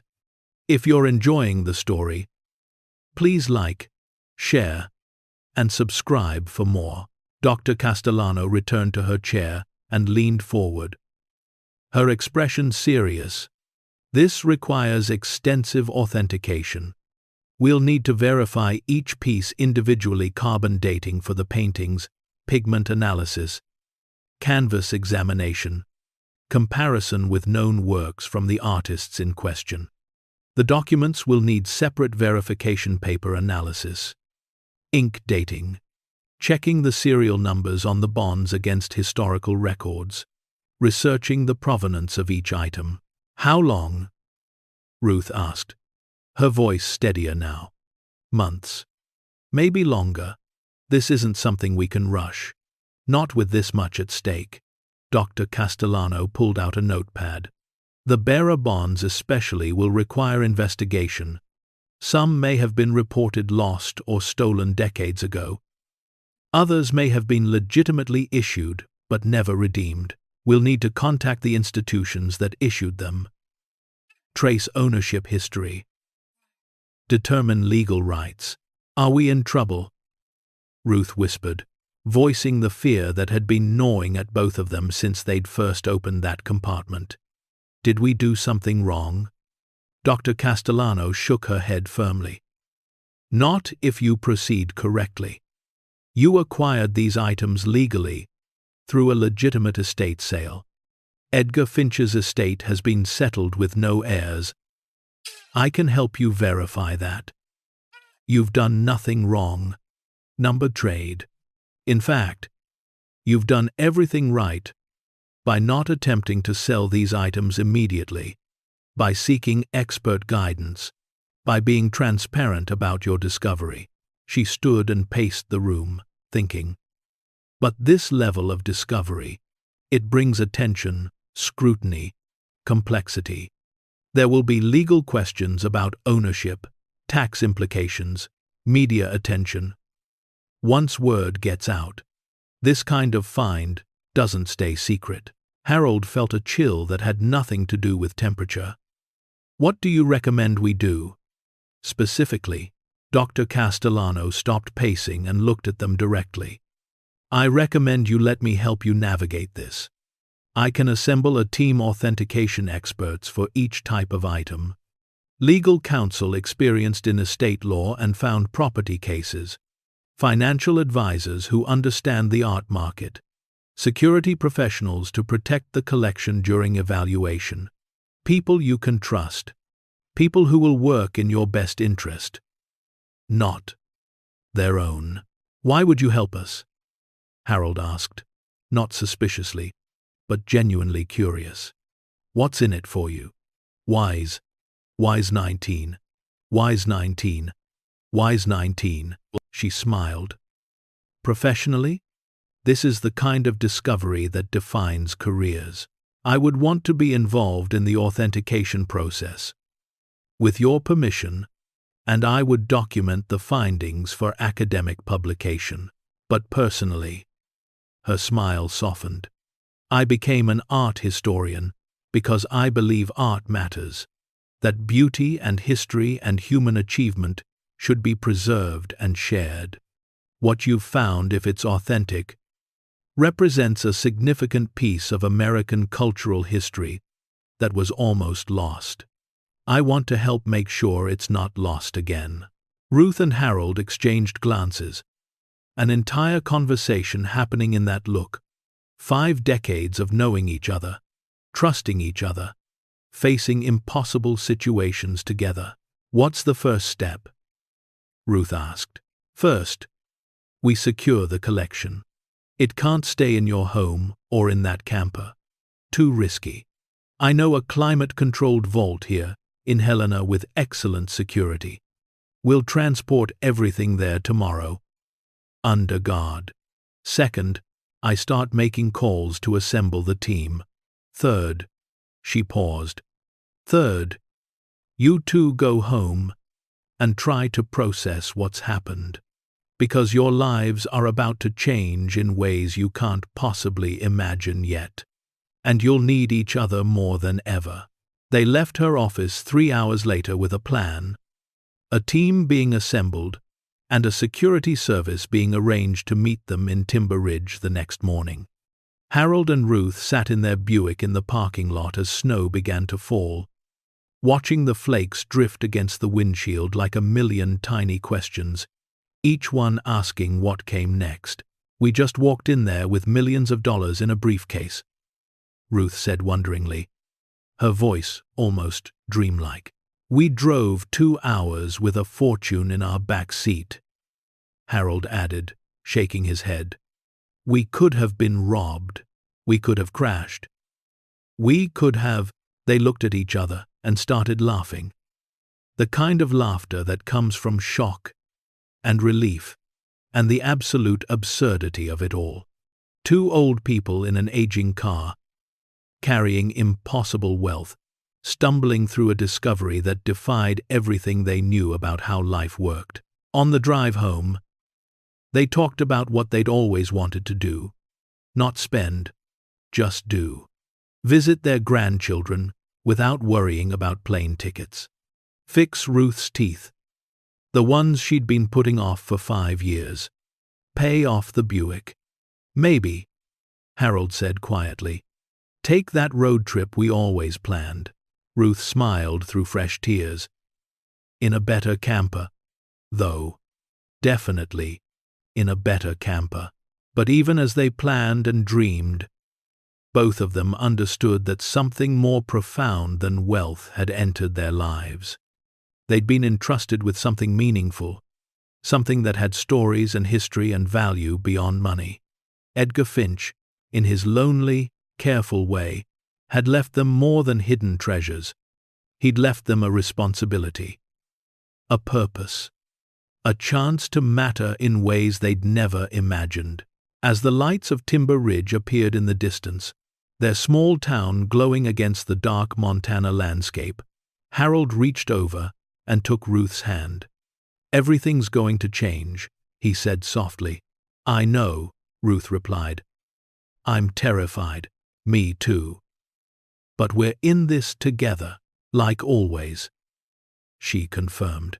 They pulled into their driveway, their small rental house looking exactly as it had that morning, the camper still covered with its tarp in the backyard. Everything outwardly the same, while inwardly, fundamentally, everything had shifted. Inside, they made tea and sat at their scarred Formica table, the same table where they'd read the rent increase notice that had started all of this. Ruth picked up the phone and called their children. Not to tell them about the discovery, not yet. Not until they knew more, but just to hear their voices. To ground herself in what mattered most. Harold stood at the window, looking out at the camper in their backyard, thinking about Edgar Finch, about loneliness and secrets, and the strange ways life surprises you when you least expect it. They'd bought a frozen camper for $400, desperate for one last adventure. What they'd found was so much more than that, not just valuable items, but a second chance, a purpose, a reminder that even at 72 and 70, life could still astonish you. Tomorrow, the security team would arrive. The authentication would begin. Their quiet life would become complicated, public, changed forever. But tonight, they were still just Harold and Ruth. Two people who'd loved each other through poverty and struggle, who'd bought a dream for $400 and discovered it was worth more than they could have imagined. Not in money, but in meaning, in purpose, in the extraordinary possibility that sometimes, just sometimes, desperate gambles pay off in ways that transform not just your bank account, but your soul. The authentication process began with swift precision that left Harold and Ruth feeling swept along by forces they couldn't quite control. The morning after their meeting with Dr. Castellano, two black SUVs arrived in Timber Ridge before sunrise, pulling up to their small rental house while most of the town still slept.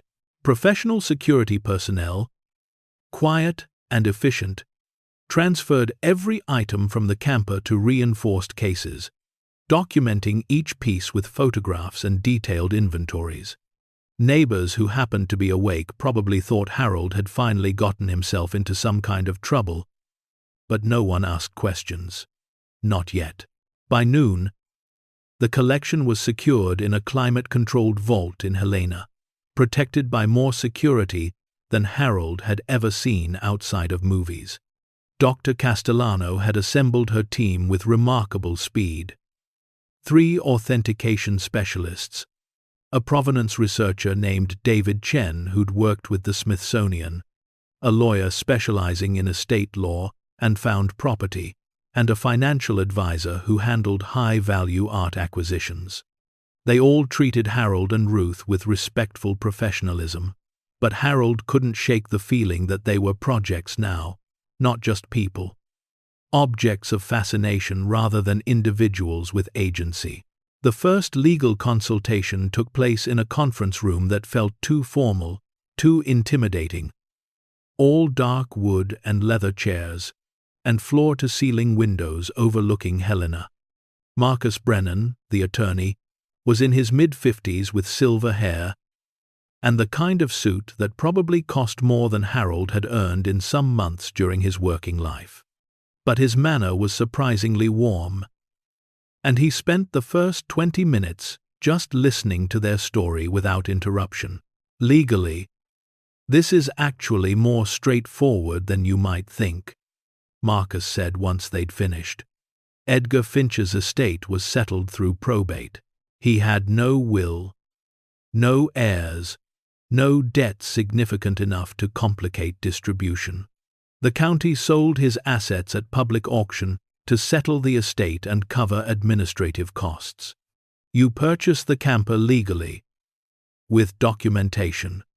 Everything inside the camper legally transferred to you as part of that purchase. So we own it? Ruth asked, her voice small in the large room. All of it? Yes. Subject to one critical caveat. None of these items can have been reported stolen. If any piece was taken illegally at some point, rightful ownership would revert to whoever can prove prior claim. That's why the provenance research is crucial. Marcus pulled out several folders. David Chen is already working on that. He's tracing the history of each item, checking databases of stolen art, researching exhibition histories, contacting museums and galleries. It's painstaking work, but it's necessary. Harold felt his stomach clench. What if something was stolen? Even if Edgar didn't know, then you'd lose that particular piece, but not the others. Each item stands on its own legally. However, Marcus smiled slightly. Based on the preliminary research David's already done, everything looks legitimate. Edgar Finch appears to have been a very careful, very knowledgeable collector who acquired these pieces legally over decades. He just chose to hide them rather than display or sell them. Over the following weeks, the authentication process consumed their lives. They drove to Helena twice a week for meetings, watching as experts examined their discovery with tools and techniques Harold barely understood. Infrared imaging revealed underdrawings beneath painted surfaces. Pigment analysis confirmed that paints matched the historical periods. Canvas examination showed weaving patterns consistent with specific manufacturers from specific decades. Each test brought them closer to confirmation, and each confirmation brought them closer to a truth they still couldn't quite accept. The first piece to be definitively authenticated was the landscape painting, the one they'd found first, the one with the signature that had started everything. Dr. Castellano called them on a Tuesday afternoon, her voice vibrating with controlled excitement. It's authentic. Every test confirms it. This painting was created by the artist in question, dated to approximately 1912, and based on David's provenance research, it disappeared from a private collection in Boston in 1947 during an estate transfer. It was never reported stolen, simply lost in the chaos of inheritance disputes. Current estimated value, $4,300,000. Ruth made a small sound, somewhere between a gasp and a sob. Harold's grip on the phone tightened until his knuckles went white. That's one painting, he managed to say. That's one painting, Dr. Castellano confirmed. We have 4 more to authenticate, and preliminary examinations suggest they're all genuine.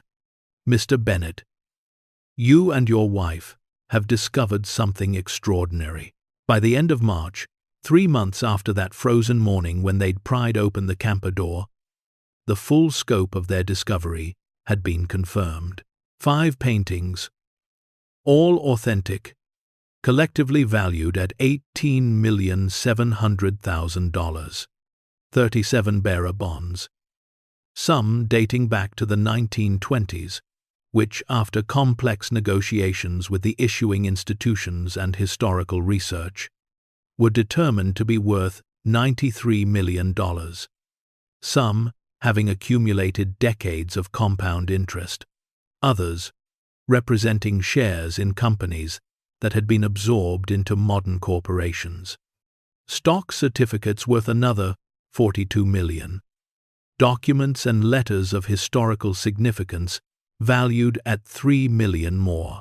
The total, after authentication fees and legal costs, came to $156,400,000. The number was so large it stopped feeling real. It was just digits, abstract and meaningless, until Harold tried to imagine what it actually meant, and his mind simply couldn't process it. But keeping the discovery secret had become impossible. Word had leaked not from Dr. Castellano's team, who were bound by confidentiality agreements, but from somewhere in the bureaucracy. Maybe someone at the vault, maybe a clerk who'd processed paperwork, maybe just Montana's efficient small-town gossip network. By early April, the story had broken. Elderly Montana couple discover fortune in frozen camper, read the headline in the Helena Independent Record. From there, it spread like wildfire through social media, news aggregators, and cable news networks desperate for feel-good stories. $400 gamble pays off in millions. Hidden art collection found by retirees. Montana's frozen fortune. The phone calls started immediately. Reporters wanting interviews. Distant relatives Harold and Ruth had never heard of, suddenly remembering close family connections and unfortunate financial circumstances. Investment advisors with glossy presentations and promises of wealth management. Charitable organizations with compelling needs and aggressive fundraising tactics. Real estate agents suggesting they'd want to upgrade their living situation. Car dealerships offering complimentary test drives of luxury vehicles. It was overwhelming and exhausting and intrusive in ways they'd never anticipated. People they'd known for years suddenly looked at them differently, with a mixture of awe and envy and calculation. At Miller's General Store, Maggie could barely make eye contact, clearly feeling awkward about having mentioned the estate sale that had started all of this. At church, Pastor Williams gave a sermon about the corrupting influence of wealth that felt pointed despite his assurances that it was planned weeks earlier. Neighbors they'd never been close to suddenly found reasons to stop by, bringing casseroles and curiosity in equal measure. "They think we've changed," Ruth said one evening, sitting at their kitchen table in the same rental house, eating the same simple dinner they'd always eaten. "Like finding money transformed us into different people. Have we changed?" Harold asked, genuinely uncertain. Ruth thought about it. "I don't know. I still worry about money, even though I shouldn't. I still check prices at the grocery store. I still turn off lights when I leave a room. But," she paused, "I'm angry in a way I wasn't before. Angry that we struggled for so long. Angry that we had to choose between medication and food. Angry that the world is set up so that people like us work their entire lives and end up with nothing." Harold nodded slowly. "I know what you mean. It's like the wealth revealed how unfair everything was, instead of fixing it." The community's reaction was mixed and complex. Some people were genuinely happy for them, pleased that good fortune had found decent people who'd struggled for so long. Mrs.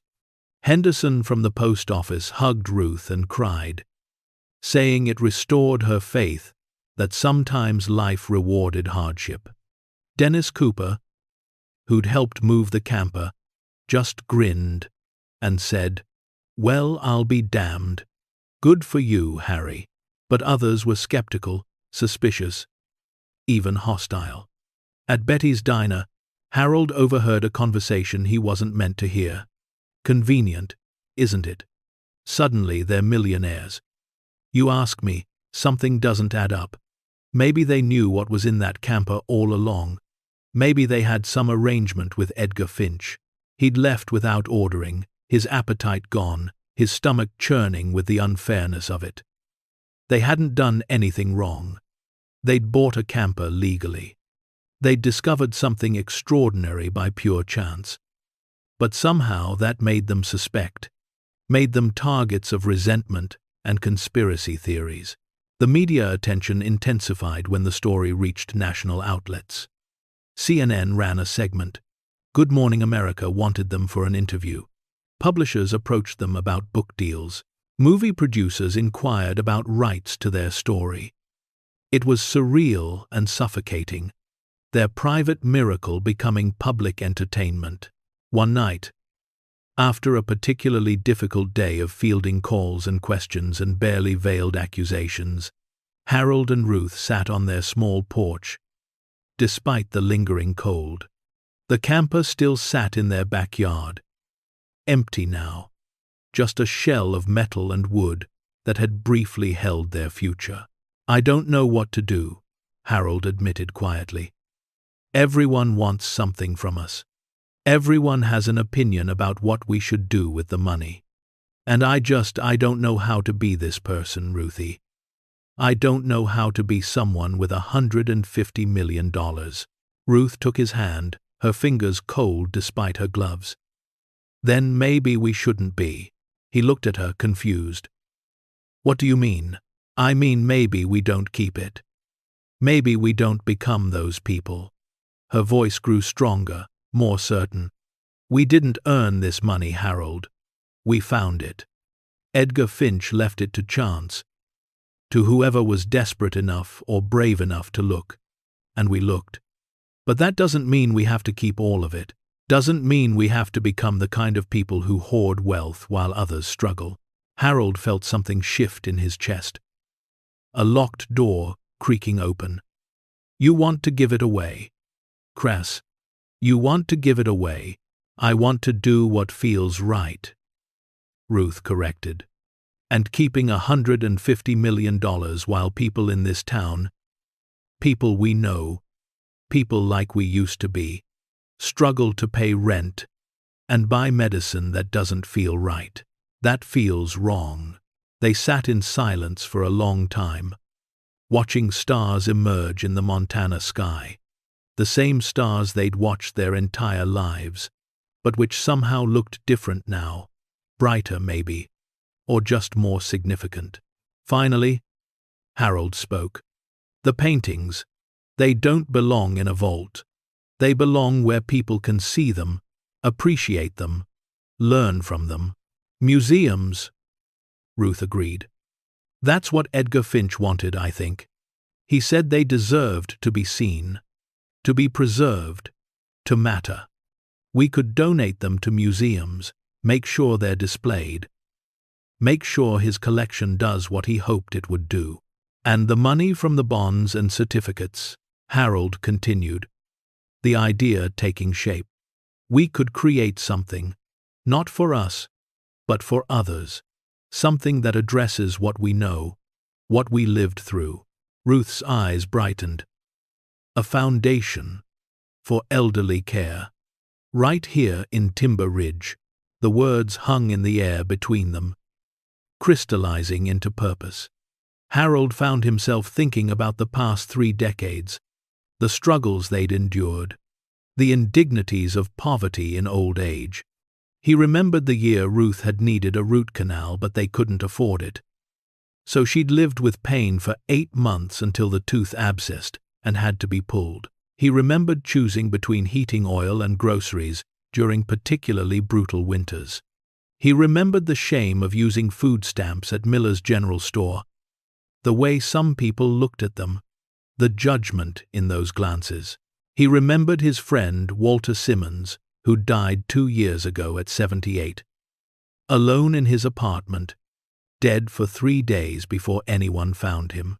Walter had been a carpenter, a good man, a hard worker, but his social security hadn't been enough.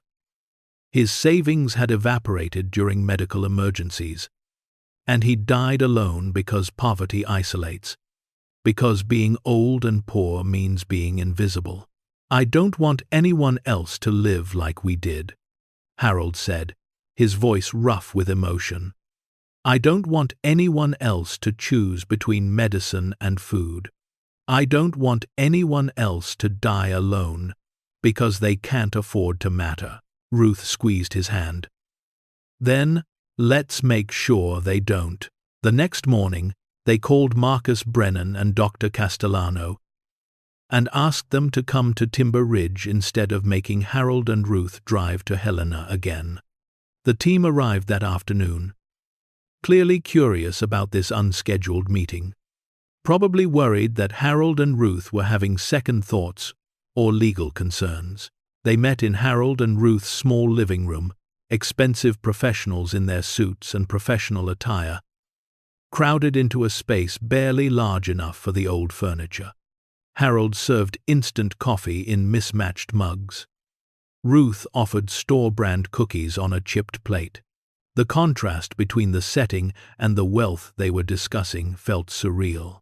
"We've made a decision," Harold began, his voice steady despite his nerves, "about what to do with the collection." The room fell silent, everyone leaning forward. "We're donating 4 of the 5 paintings to museums," Ruth continued. "Institutions where they can be displayed, where the public can see them, where they'll be preserved and studied." Dr. Castellano's face lit up. "That's wonderful. Truly wonderful. Which museums were you thinking? We'd like your guidance on that," Harold said. "Places where they'll be appreciated, where Edgar Finch's collection will be honored, not just stored in some basement." "And the 5th painting?" Marcus asked. "We'll auction it," Harold said. "We need some liquidity for what we're planning next." He took a breath, glancing at Ruth, who nodded encouragingly. "We're establishing a foundation, the Bennett Foundation for Elder Care. We'll use the proceeds from the painting auction and the bulk of the money from the bonds and certificates to create an endowment. The foundation will fund a community center here in Timber Ridge, medical services, meal programs, social activities, transportation assistance, everything we needed when we were struggling. Everything this town's elderly population needs right now." The room was silent for a beat, then another. Finally, Marcus spoke, his voice careful. "You understand what you're proposing. You're talking about giving away the vast majority of your fortune, over $100 million. "We understand," Ruth said firmly. "We lived on Social Security for years. We can keep living on it. We don't need mansions or luxury cars or any of that. What we need is purpose.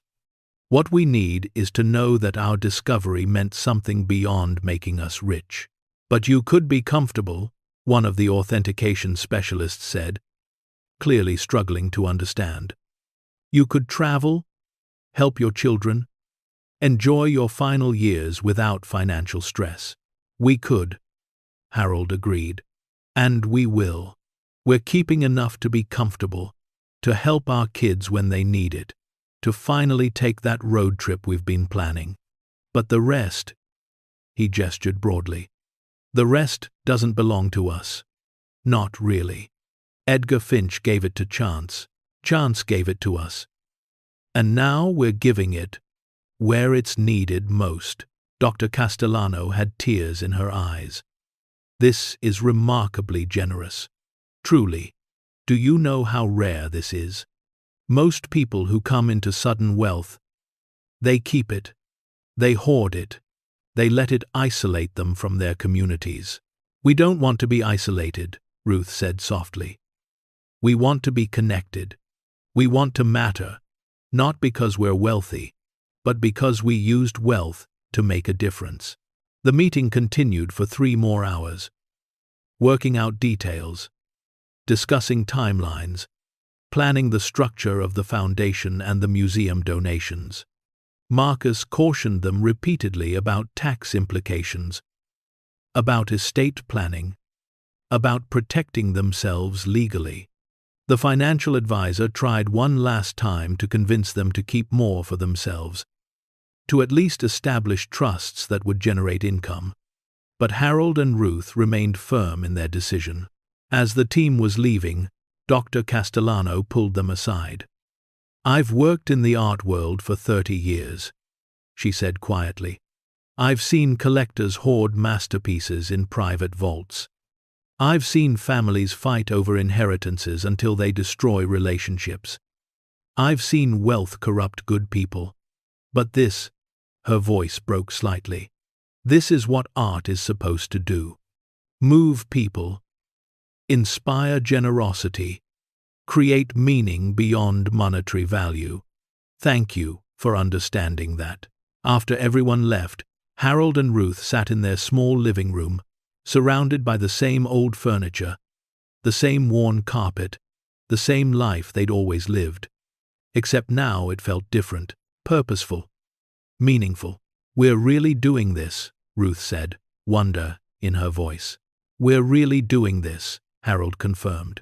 That night, he couldn't sleep. He lay in bed, Ruth breathing softly beside him, and thought about the path that had led them here. He thought about growing up poor in rural Montana, the son of a ranch hand and a seamstress. He thought about meeting Ruth when they were barely more than kids, both of them working minimum-wage jobs and dreaming of something better.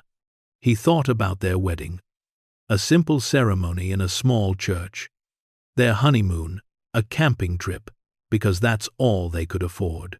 He thought about watching their children grow up in hand-me-down clothes, eating generic brand cereal, never complaining because they didn't know they were poor. Kids are resilient that way. Sarah, Michael, and Jennifer had turned out well despite their humble beginnings, or maybe because of them. They'd learned the value of hard work, of making do, of finding joy in simple things. He thought about the year he'd been laid off from the construction company, 8 months of unemployment during the early 90s recession, watching their savings disappear, taking odd jobs, swallowing his pride to accept food assistance. He thought about Ruth working double shifts at the grocery store, coming home with aching feet and a tired smile, never once complaining, never once making him feel inadequate, even though he felt it constantly. He thought about their golden years, the retirement they'd imagined, traveling, spending time with grandchildren, finally relaxing after decades of labor. Instead, they'd gotten a cold rental house, stretched meals, medication from Canada, and the slow, grinding poverty that came from fixed incomes that never quite stretched far enough. And he thought about Edgar Finch, alone in his house on the edge of town, surrounded by treasures he couldn't share, dying with no one to remember him, leaving his collection to chance because he had no better option. That loneliness, that isolation, that quiet desperation, Harold understood it now in a way he never had before. Poverty isolates. Wealth isolates. The only thing that connects us is choosing to connect, choosing to care, choosing to matter to each other. The foundation became their obsession in the best possible way. They met with architects and healthcare consultants. They researched successful community centers in other states. They talked to elderly residents of Timber Ridge about what they needed, what they dreamed of, what would actually improve their lives. Mrs. Henderson from the post office said she'd love a place to play cards with friends without feeling like she was imposing on someone's home.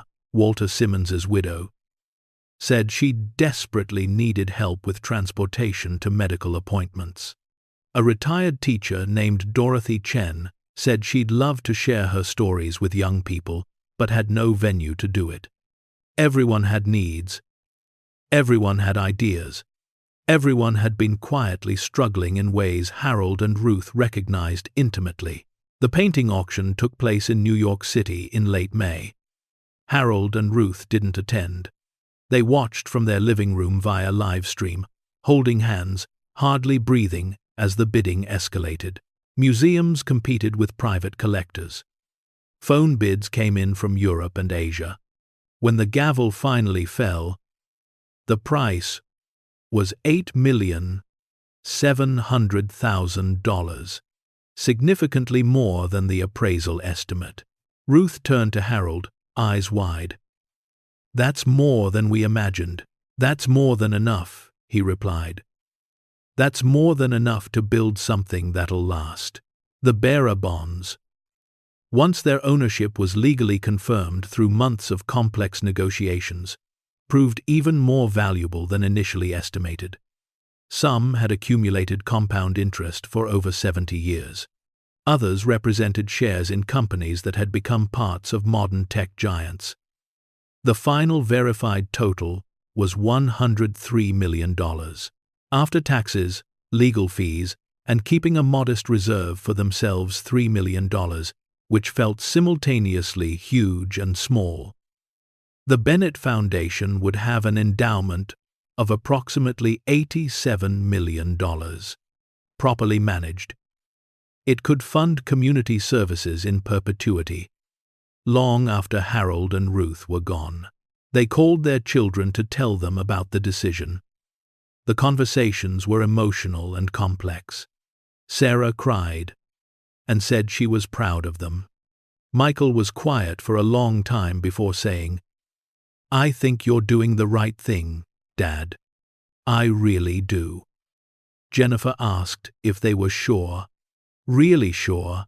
They didn't want to keep more for themselves, but ultimately supported their choice. None of the children asked for money, which made Harold and Ruth proud. They'd raised kids who understood that purpose mattered more than wealth. Still, they set up modest trust funds for each of the grandchildren college funds, not lottery winnings. Enough to help, not enough to spoil.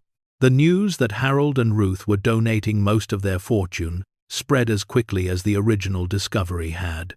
The media coverage shifted from lucky retirees to generous philanthropists. Some outlets praised their decision. Others questioned their judgment, publishing think pieces about whether it was foolish to give away generational wealth. Financial advisors appeared on cable news to criticize their lack of planning. Religious leaders praised their charitable hearts. He remembered his friend Walter Simmons, who died 2 years ago at 78. Alone in his apartment, dead for 3 days before anyone found him. Walter had been a carpenter, a good man, a hard worker. But his social security hadn't been enough. His savings had evaporated during medical emergencies, and he died alone because poverty isolates, because being old and poor means being invisible. "I don't want anyone else to live like we did," Harold said, his voice rough with emotion. "I don't want anyone else to choose between medicine and food. I don't want anyone else to die alone because they can't afford to matter." Ruth squeezed his hand. "Then let's make sure they don't." The next morning, they called Marcus Brennan and Dr. Castellano and asked them to come to Timber Ridge instead of making Harold and Ruth drive to Helena again. The team arrived that afternoon, clearly curious about this unscheduled meeting, probably worried that Harold and Ruth were having second thoughts or legal concerns. They met in Harold and Ruth's small living room. Expensive professionals in their suits and professional attire crowded into a space barely large enough for the old furniture. Harold served instant coffee in mismatched mugs. Ruth offered store-brand cookies on a chipped plate. The contrast between the setting and the wealth they were discussing felt surreal. "We've made a decision," Harold began, his voice steady despite his nerves, "about what to do with the collection." The room fell silent, everyone leaning forward. "We're donating 4 of the 5 paintings to museums," Ruth continued.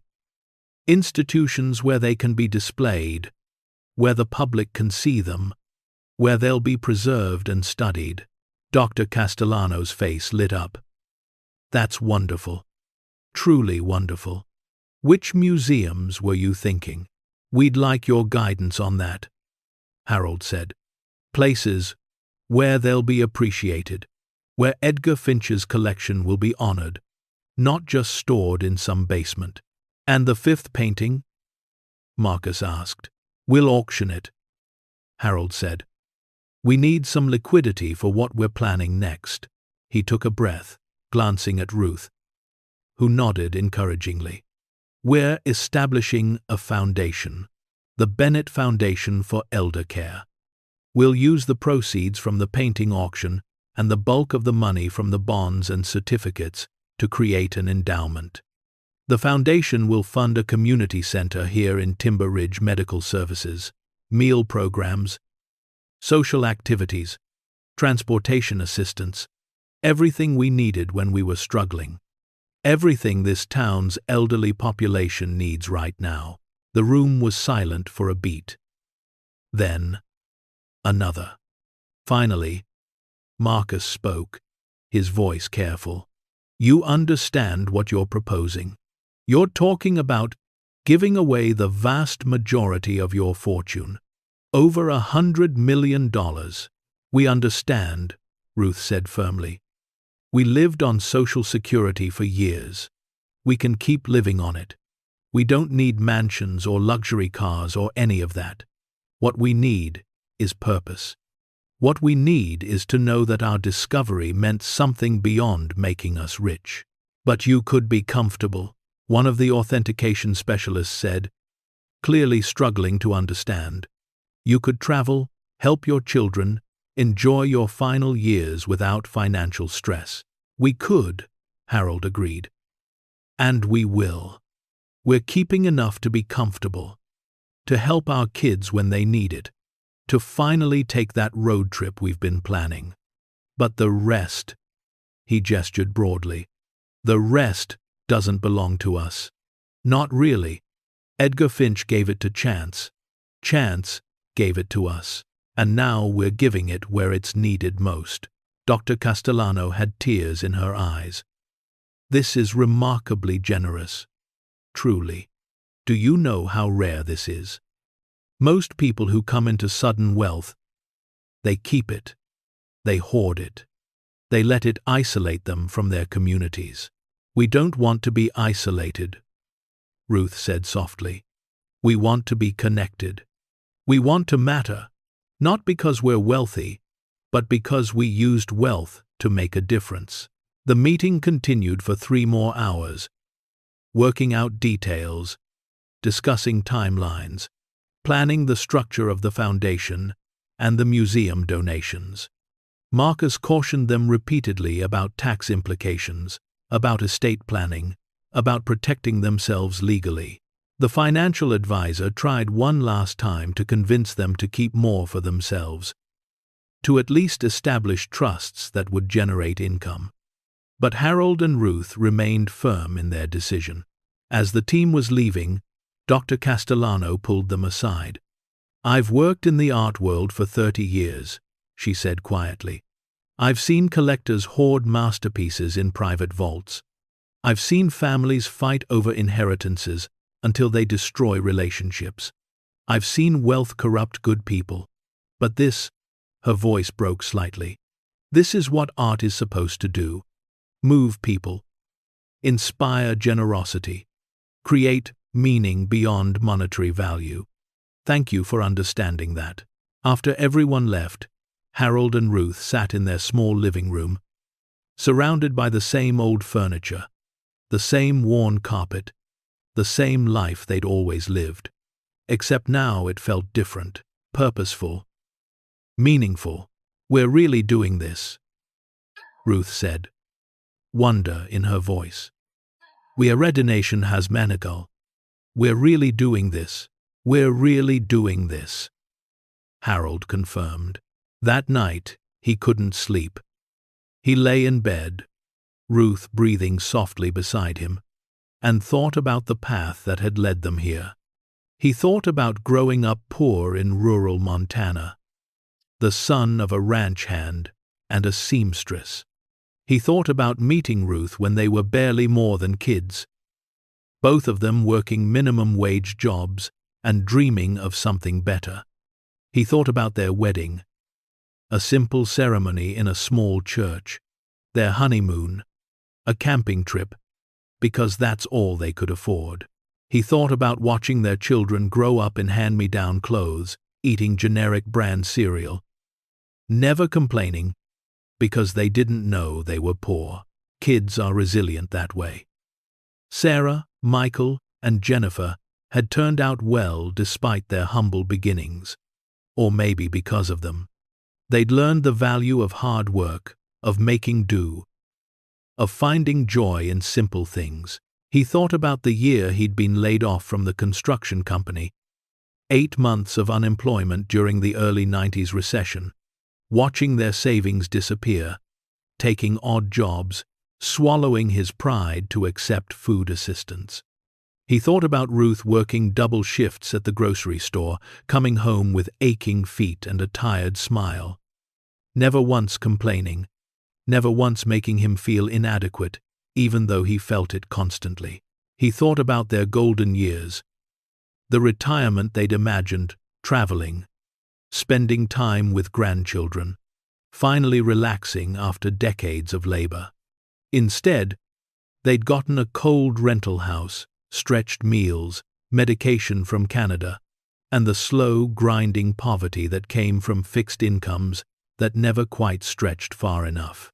And he thought about Edgar Finch, alone in his house on the edge of town, surrounded by treasures he couldn't share, dying with no one to remember him, leaving his collection to chance because he had no better option.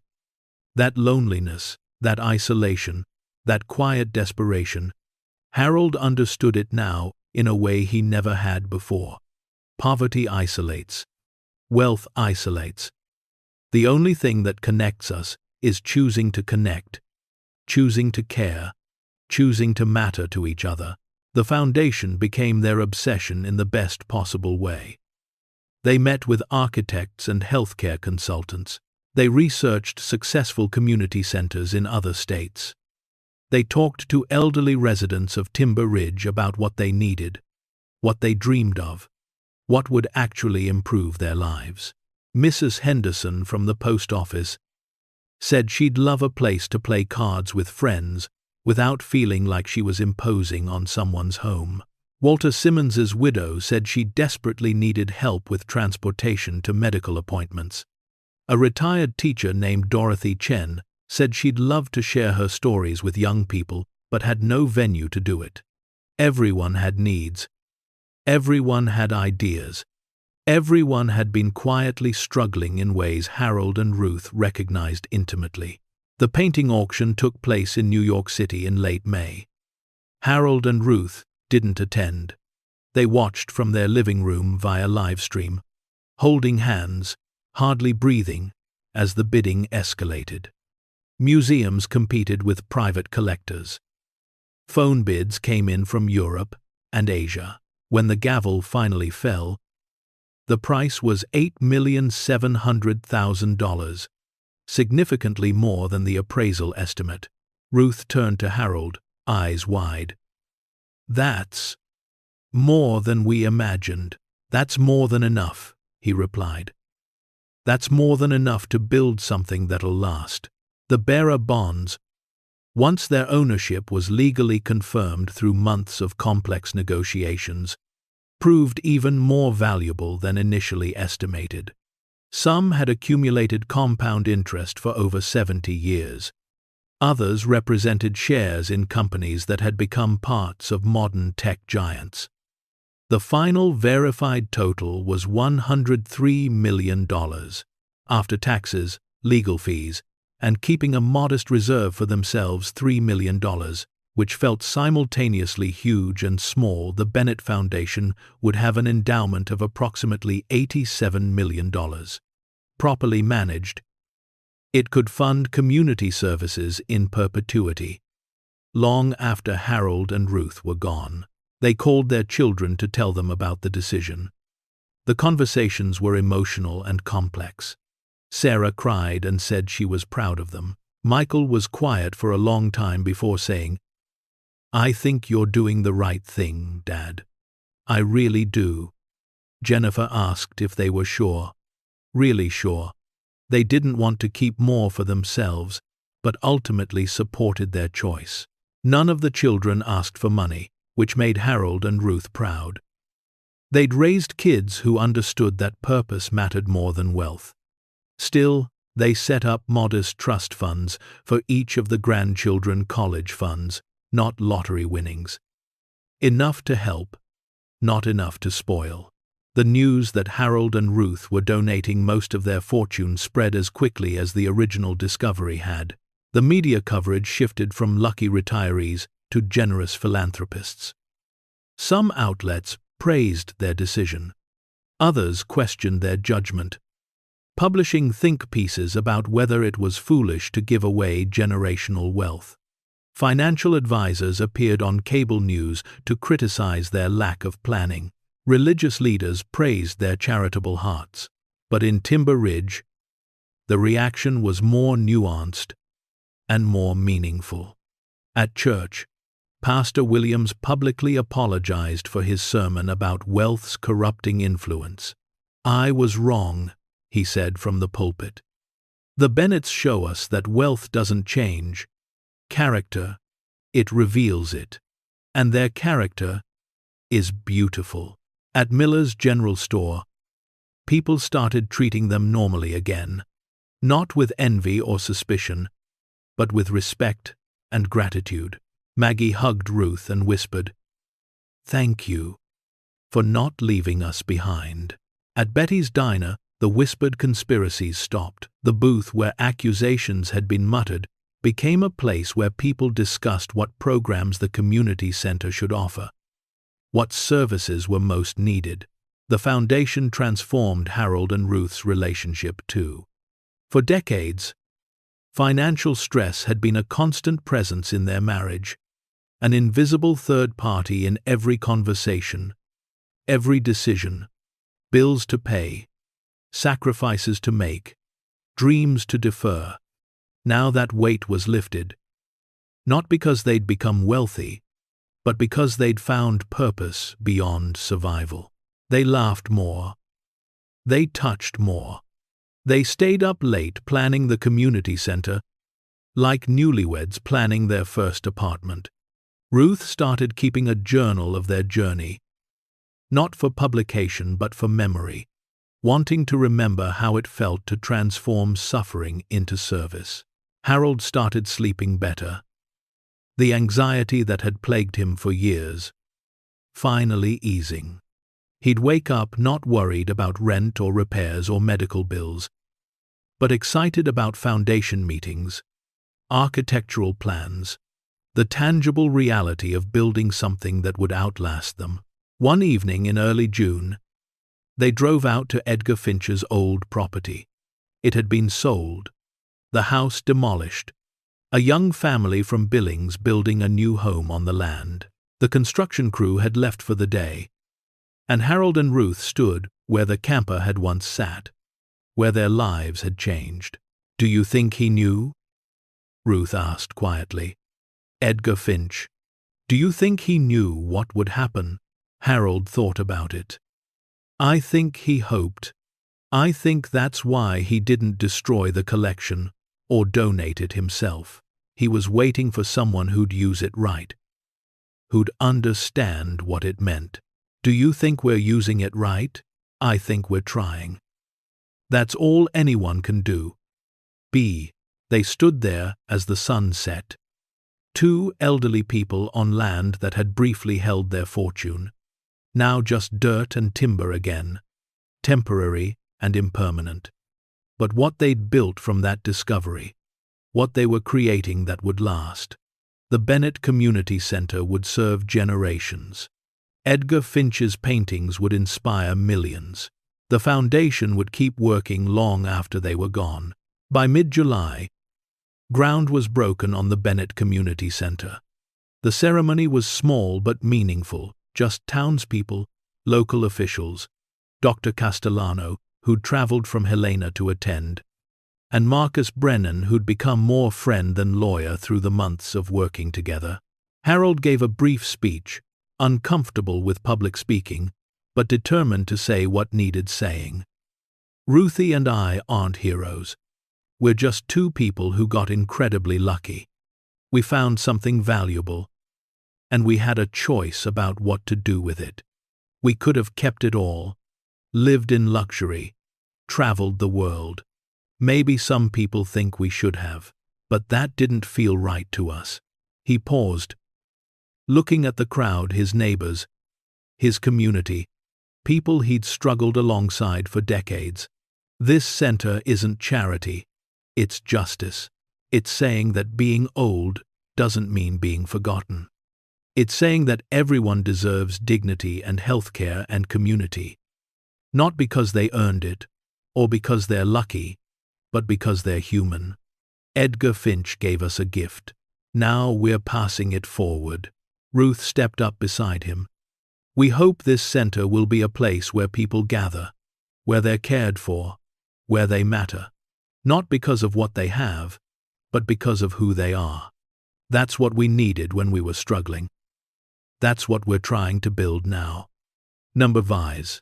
The crowd applauded, genuine and warm. The first shovel of earth was turned. Harold and Ruth held the shovel together, their hands overlapping, digging into Montana soil, building something that would outlast them both. That night, exhausted and happy, they returned to their rental house. They still hadn't bought a new place. Somehow it felt important to stay grounded, to remember where they'd come from, to not let comfort distance them from the struggle they were trying to address. They sat on their small porch, the same porch where they'd made the decision to give most of it away, watching stars emerge. "Do you have any regrets?" Harold asked. Ruth thought about it honestly. "Sometimes I imagine what we could have done with all that money, the places we could have seen, the comfort we could have bought. But then I think about Dorothy Chen teaching her stories to young people at the center, about Mrs. Henderson having a place to play cards, about Walter's widow getting rides to her doctor. And no regrets." "Me neither," Harold said. "For the first time in my life, I feel wealthy. Not because of what I have, but because of what I've been able to give." They sat in comfortable silence. Two people who'd spent their lives on the margins of society, who'd struggled and sacrificed and made do with less, who'd stumbled into an extraordinary discovery and chosen to transform it into extraordinary purpose. The frozen camper was gone, sold to a museum as part of the Edgar Finch exhibit that Dr. Castellano was curating. The paintings were on their way to galleries where millions would see them. The money was becoming something more meaningful than digits in an account. And Harold and Ruth, 73 and 71 now, were no longer just survivors. They were builders, creators, the architects of a legacy that would matter long after their names were forgotten. The Bennett Foundation would serve Timber Ridge for generations. The community center would provide dignity and care for thousands of elderly people. Edgar Finch's collection would inspire appreciation for art and history across the country. All because two desperate people had spent $400 on a frozen camper, and then made the hardest, most important choice of their lives: to pass their luck forward, to transform personal fortune into public good, to prove that even in old age, even after a lifetime of struggle, you could still matter, still build, still create meaning from chaos. The stars overhead seemed brighter than ever, infinite and eternal, witnessing two ordinary people doing something extraordinary, not by becoming wealthy, but by choosing to share wealth in ways that honored both their past struggles and their future hopes. Tomorrow, the foundation work would continue. Tomorrow, the building would rise. Tomorrow, lives would begin to change. But tonight, Harold and Ruth were simply themselves again, two people who'd loved each other through poverty and luck, through struggle and purpose. through 52 years of marriage that had led them, impossibly, to this moment of peace and meaning and quiet joy. 6 months later, on a crisp October morning when the Montana sky stretched endless and blue, the Bennett Community Center opened its doors for the first time. The building rose from what had once been an empty lot on the edge of Timber Ridge, 3 stories of warm brick and large windows, designed not to impress but to welcome. Wide doors accommodated wheelchairs and walkers. A covered entrance protected visitors from weather. Inside, natural light flooded common spaces painted in soft, calming colors. It was beautiful in its practicality, built to serve rather than to showcase wealth. Harold stood at the entrance in his best suit, the same one he'd worn to meet Dr. Castellano, though it fit better now after Ruth had finally convinced him to eat properly. Ruth stood beside him in a new dress, the first new clothing she'd bought in 5 years. Simple and elegant. They greeted people as they arrived, shaking hands, accepting hugs, feeling overwhelmed by the sea of familiar faces streaming through doors they'd helped create. The crowd was larger than Timber Ridge's population. People driving in from surrounding towns after reading about the center in newspapers and magazines.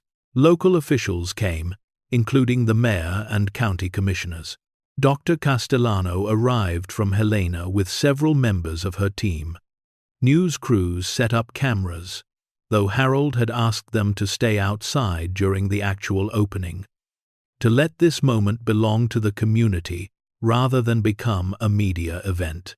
But the people who mattered most were the elderly residents of Timber Ridge and the surrounding areas. Men and women who'd struggled as Harold and Ruth had struggled, who'd felt invisible and forgotten, who'd needed help but had nowhere to turn.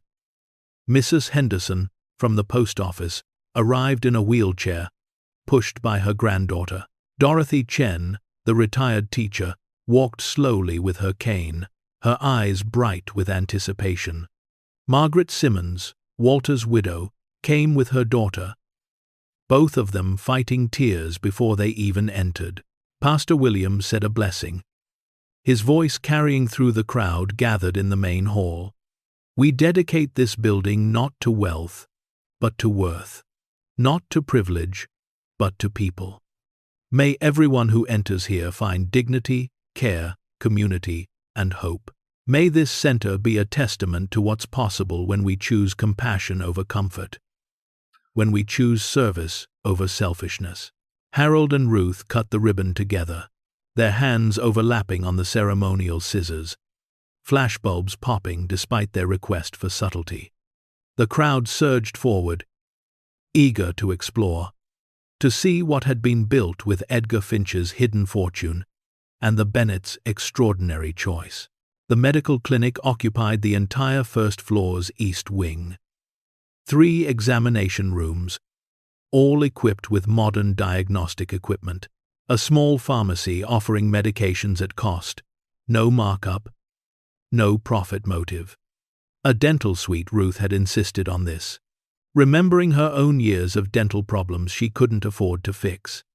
The clinic would be staffed by 2 full-time nurses, a part-time doctor, and a dentist who'd relocated from Billings specifically to be part of this project.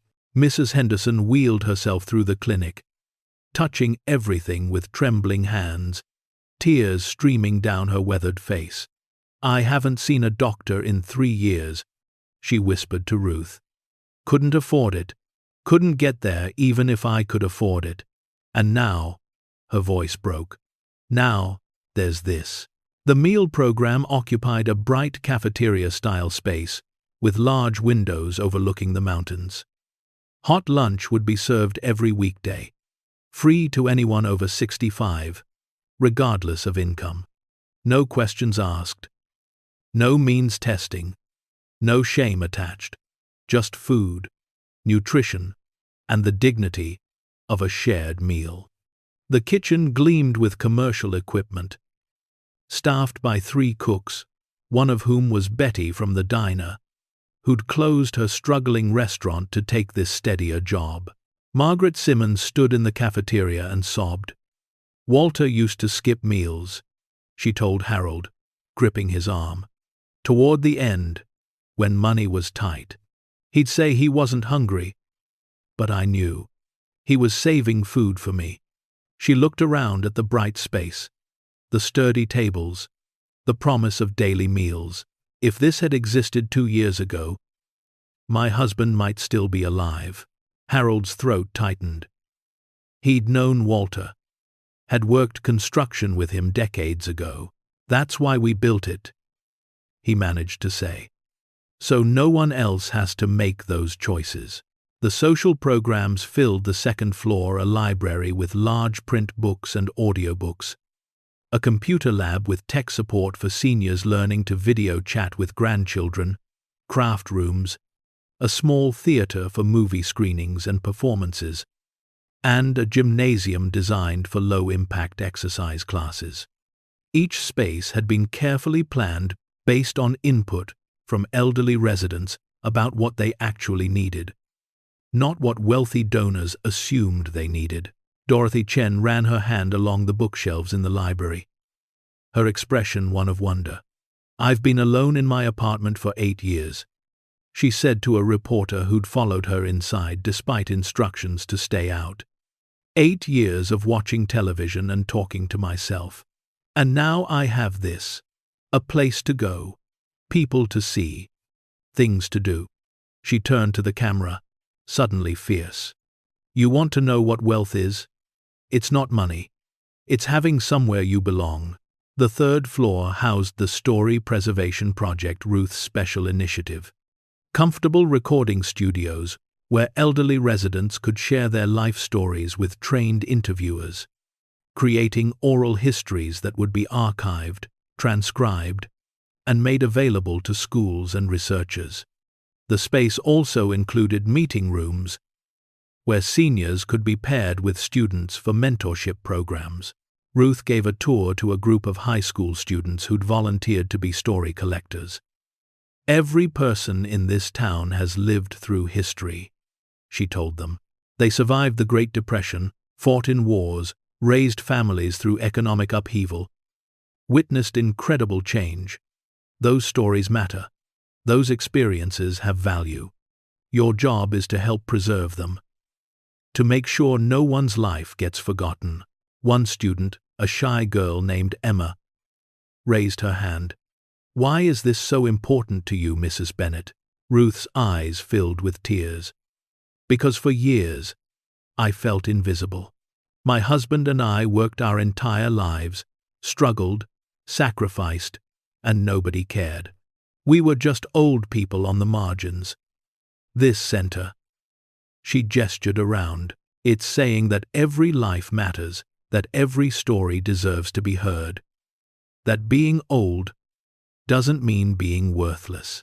Throughout the morning, Harold and Ruth moved through the building, watching people explore, seeing faces light up with possibility and hope. The physical therapist's office, where people could get help with mobility issues and chronic pain. The social services office, where trained counselors would help navigate Medicare, Social Security, and other bureaucratic nightmares. The transportation program, with 2 vans and volunteer drivers ready to take people to medical appointments, grocery stores, or just out for drives when cabin fever set in. Every detail had been carefully considered. Every program designed to address real needs. Every space created with dignity and accessibility in mind. This wasn't charity dispensed from above. This was community care built from understanding, because Harold and Ruth had lived the struggles they were trying to address. By afternoon, the formal opening had evolved into an impromptu celebration. Someone had brought a guitar. Music filled the main hall.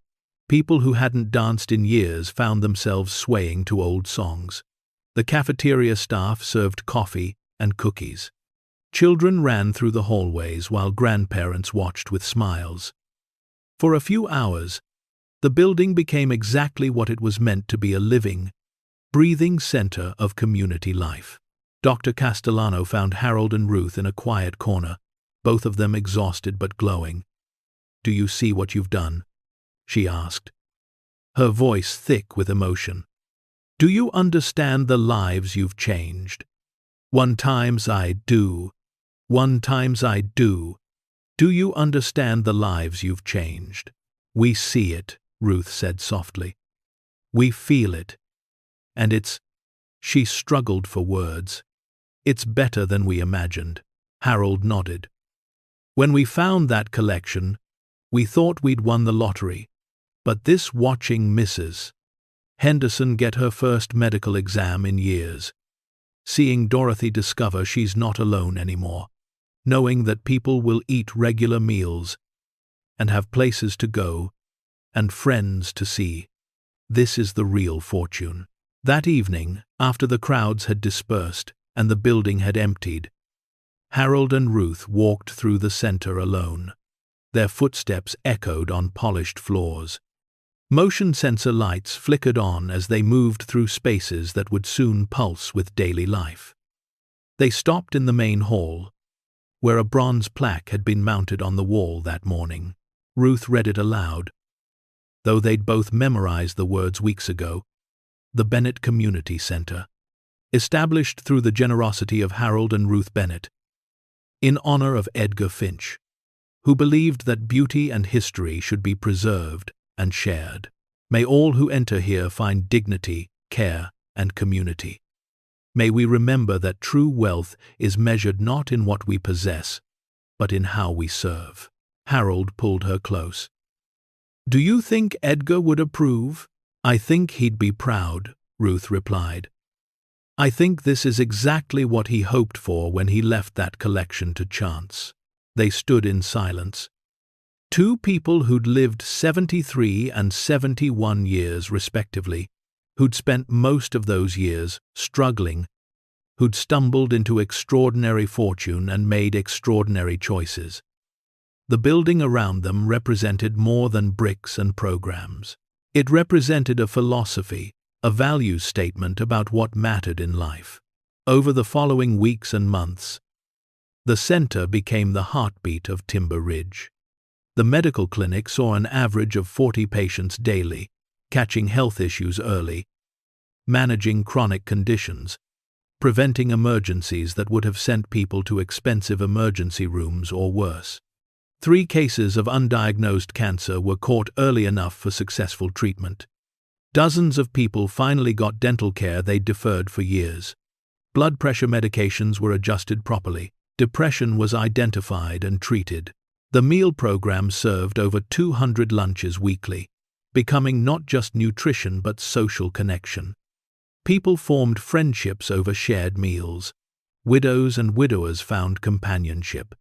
Veterans connected with others who understood their experiences. The cafeteria buzzed with conversation, laughter, life. The social programs exceeded all projections. Dorothy Chen started a book club that met Tuesday mornings, growing from 5 members to 23 within 2 months. A painting class launched, led by a retired art teacher. Computer lessons helped 37 seniors learn to video chat with distant family. Exercise classes improved mobility and reduced falls. Movie nights became weekly traditions. The Story Preservation Project collected over 60 oral histories in the first 3 months. Students who'd signed up for volunteer hours found themselves captivated by the lives they were documenting. Emma, the shy student who'd asked Ruth about the project's importance, spent hours interviewing a 94-year-old woman who'd been a code breaker during World War II. The student wrote an essay that won a state competition and earned a college scholarship. "Before this project, I thought old people were boring," Emma admitted to Ruth during a volunteer appreciation event. "But now, I understand their living history. They have so much wisdom. I've learned more from these interviews than from any textbook."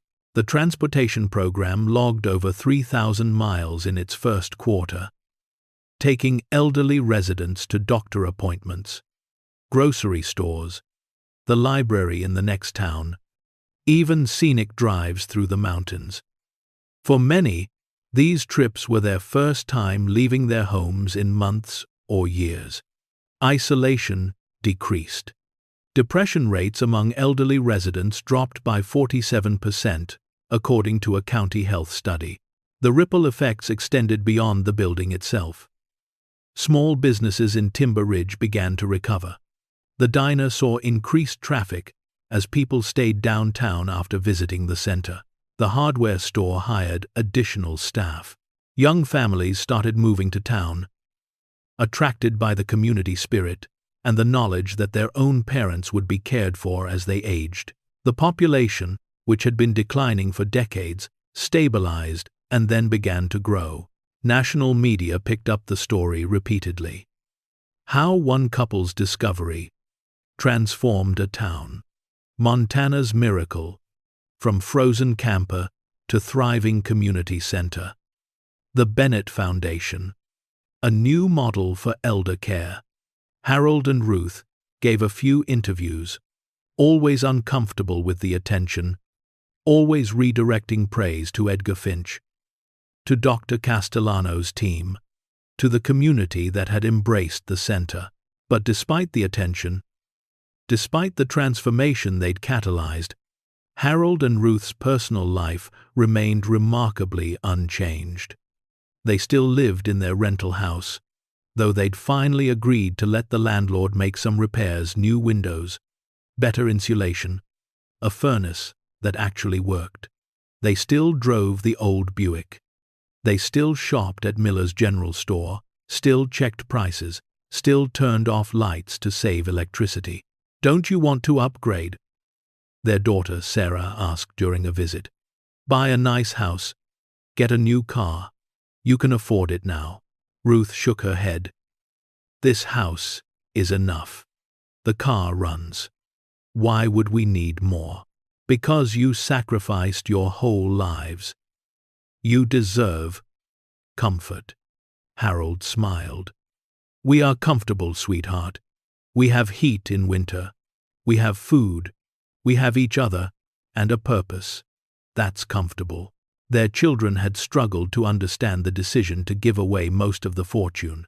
But watching their parents over the months since the center opened, seeing the light in their eyes, the energy in their steps, the joy in their purpose, understanding grew. Their parents hadn't given away wealth. They'd invested it in meaning, and the returns were exponential. One evening in late December, as the first serious snow of winter began to fall, Harold and Ruth sat in their small living room. A fire crackled in their old fireplace. Christmas decorations, the same ones they'd used for 30 years, hung on a modest tree. They were looking through a photo album Ruth had been creating, documenting the center's first months. Pictures of Mrs. Henderson smiling in the dental chair after getting her teeth fixed. Dorothy Chen surrounded by her book club members. Margaret Simmons volunteering in the cafeteria, serving meals in her husband's memory. Children and elderly residents reading together during an intergenerational program. Veterans sharing stories during a support group. 100 small moments of connection, dignity, and care. "We did this," Ruth whispered, her voice full of wonder. "All of this came from a $400 camper. We have a blanged Trekkertile. We have a blanged." "No," Harold corrected gently. "All of this came from choosing to share what we found, instead of hoarding it. The camper was just the beginning. The choice was what mattered." Ruth looked up at him. "Do you ever wonder what life would have been like if we'd kept it all? If we'd bought a mansion and traveled the world?" Harold thought about it honestly. "Sometimes, late at night, I imagine what it would be like to never worry about money, to have luxury and comfort. But then I think about Mrs. Henderson crying when she got her teeth fixed. I think about Dorothy telling me she's not lonely anymore. I think about Margaret honoring Walter by feeding people who are hungry. And I know in my bones that we made the right choice. Me too, Ruth said.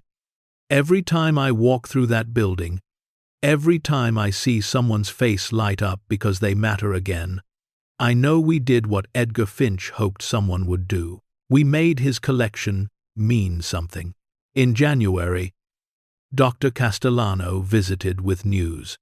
The paintings Harold and Ruth had donated to museums were generating unprecedented interest.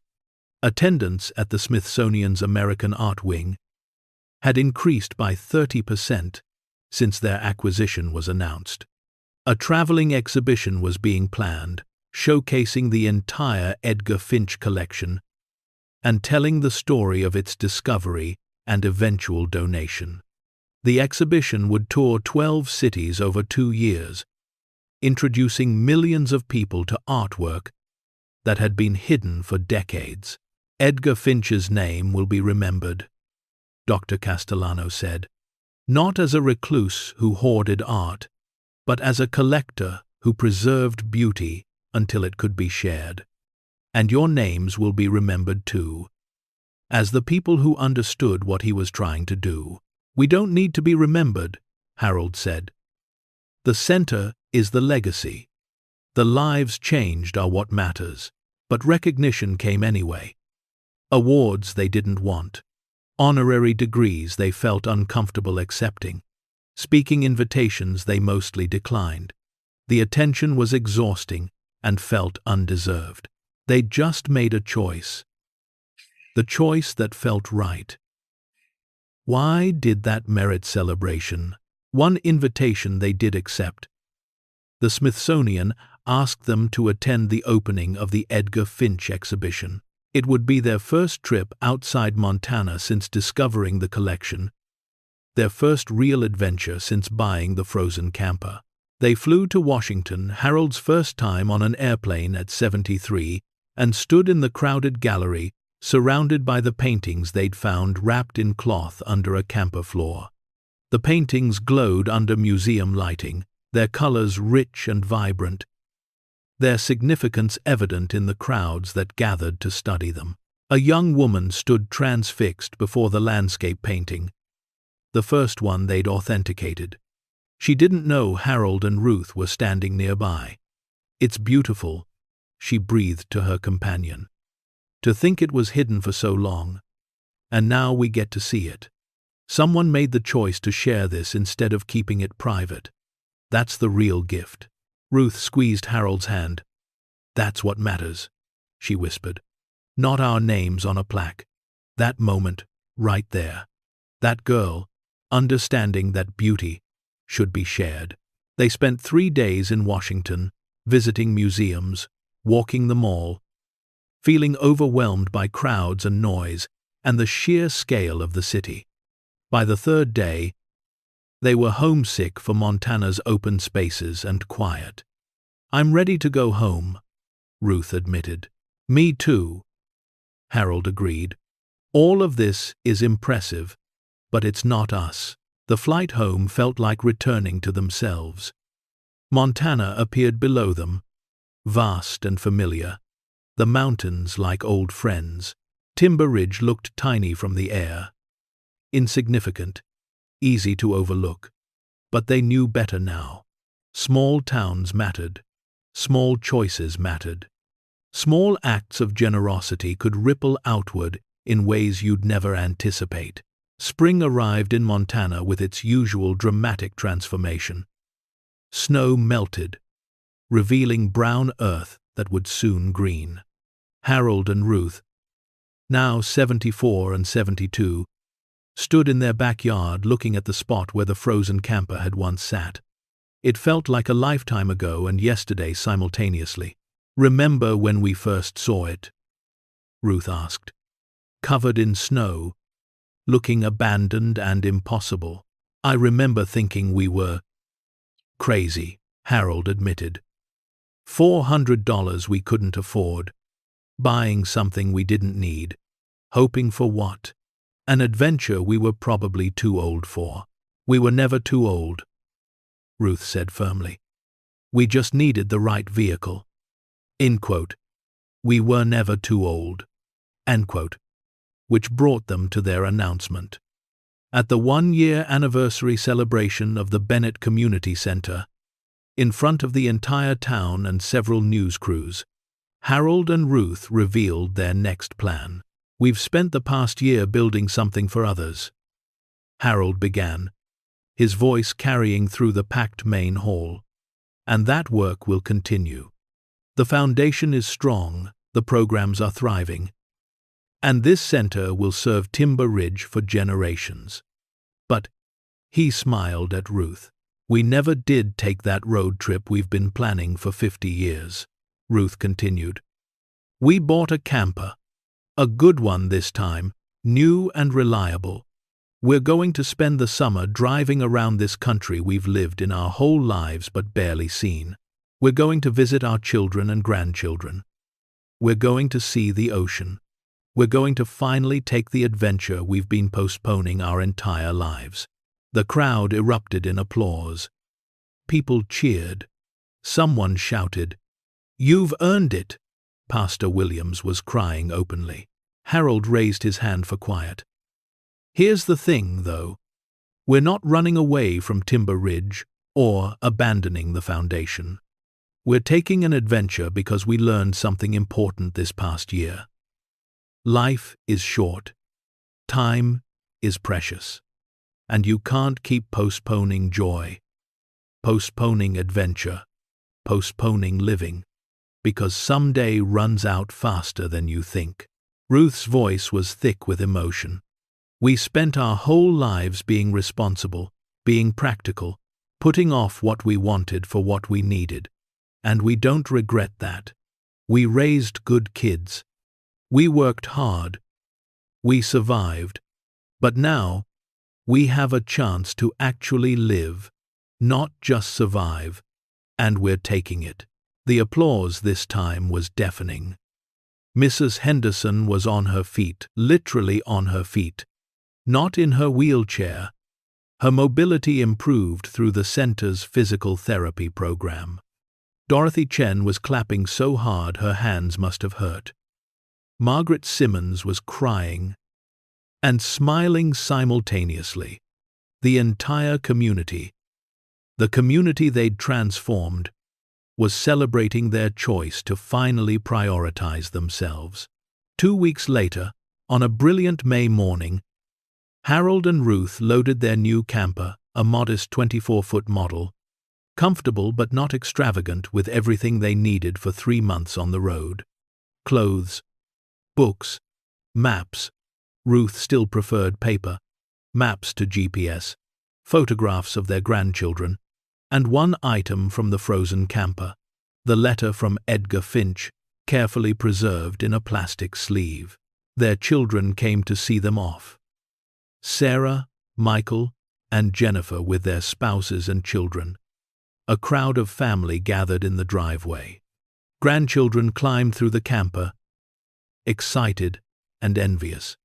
"You're going on an adventure," 7-year-old Emma squealed. "We are," Ruth confirmed, kneeling to hug her. "The adventure we should have taken 40 years ago. Why didn't you?" Emma asked, with a child's directness. Ruth thought about it. "Because life got in the way. Because we were busy surviving. Because we thought adventure was something for other people. People with money and time and luck." She smiled. "But we learned that adventure is for anyone brave enough to take it." Harold finished the walk-around inspection of the camper, checking tire pressure and connections with the thoroughness of someone who'd learned the hard way that preparation matters. The camper was nothing like the frozen wreck they'd bought for $400. This one had working appliances, functioning heat and air conditioning, a bathroom that actually worked, beds with real mattresses. It represented everything they'd dreamed about and more. But as he walked past it, Harold found himself thinking about that old frozen camper with unexpected fondness. That broken-down wreck had contained more than art and bonds. It had contained possibility, purpose, a chance to matter in ways they'd never imagined. In some ways, it had saved their lives not from poverty, though it had certainly ended their financial struggles, but from insignificance, from the quiet desperation of feeling invisible and forgotten in their old age. The neighborhood gathered to see them off. Maggie from Miller's brought cookies for the road. Dennis Cooper checked the hitch one more time, though Harold had already checked it twice. Pastor Williams said a blessing.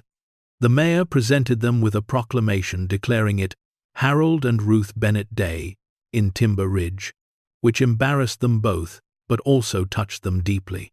"You changed this town," the mayor said simply. "You showed us what's possible when people choose generosity over greed. This day is the least we can do to say thank you." Finally, it was time to leave.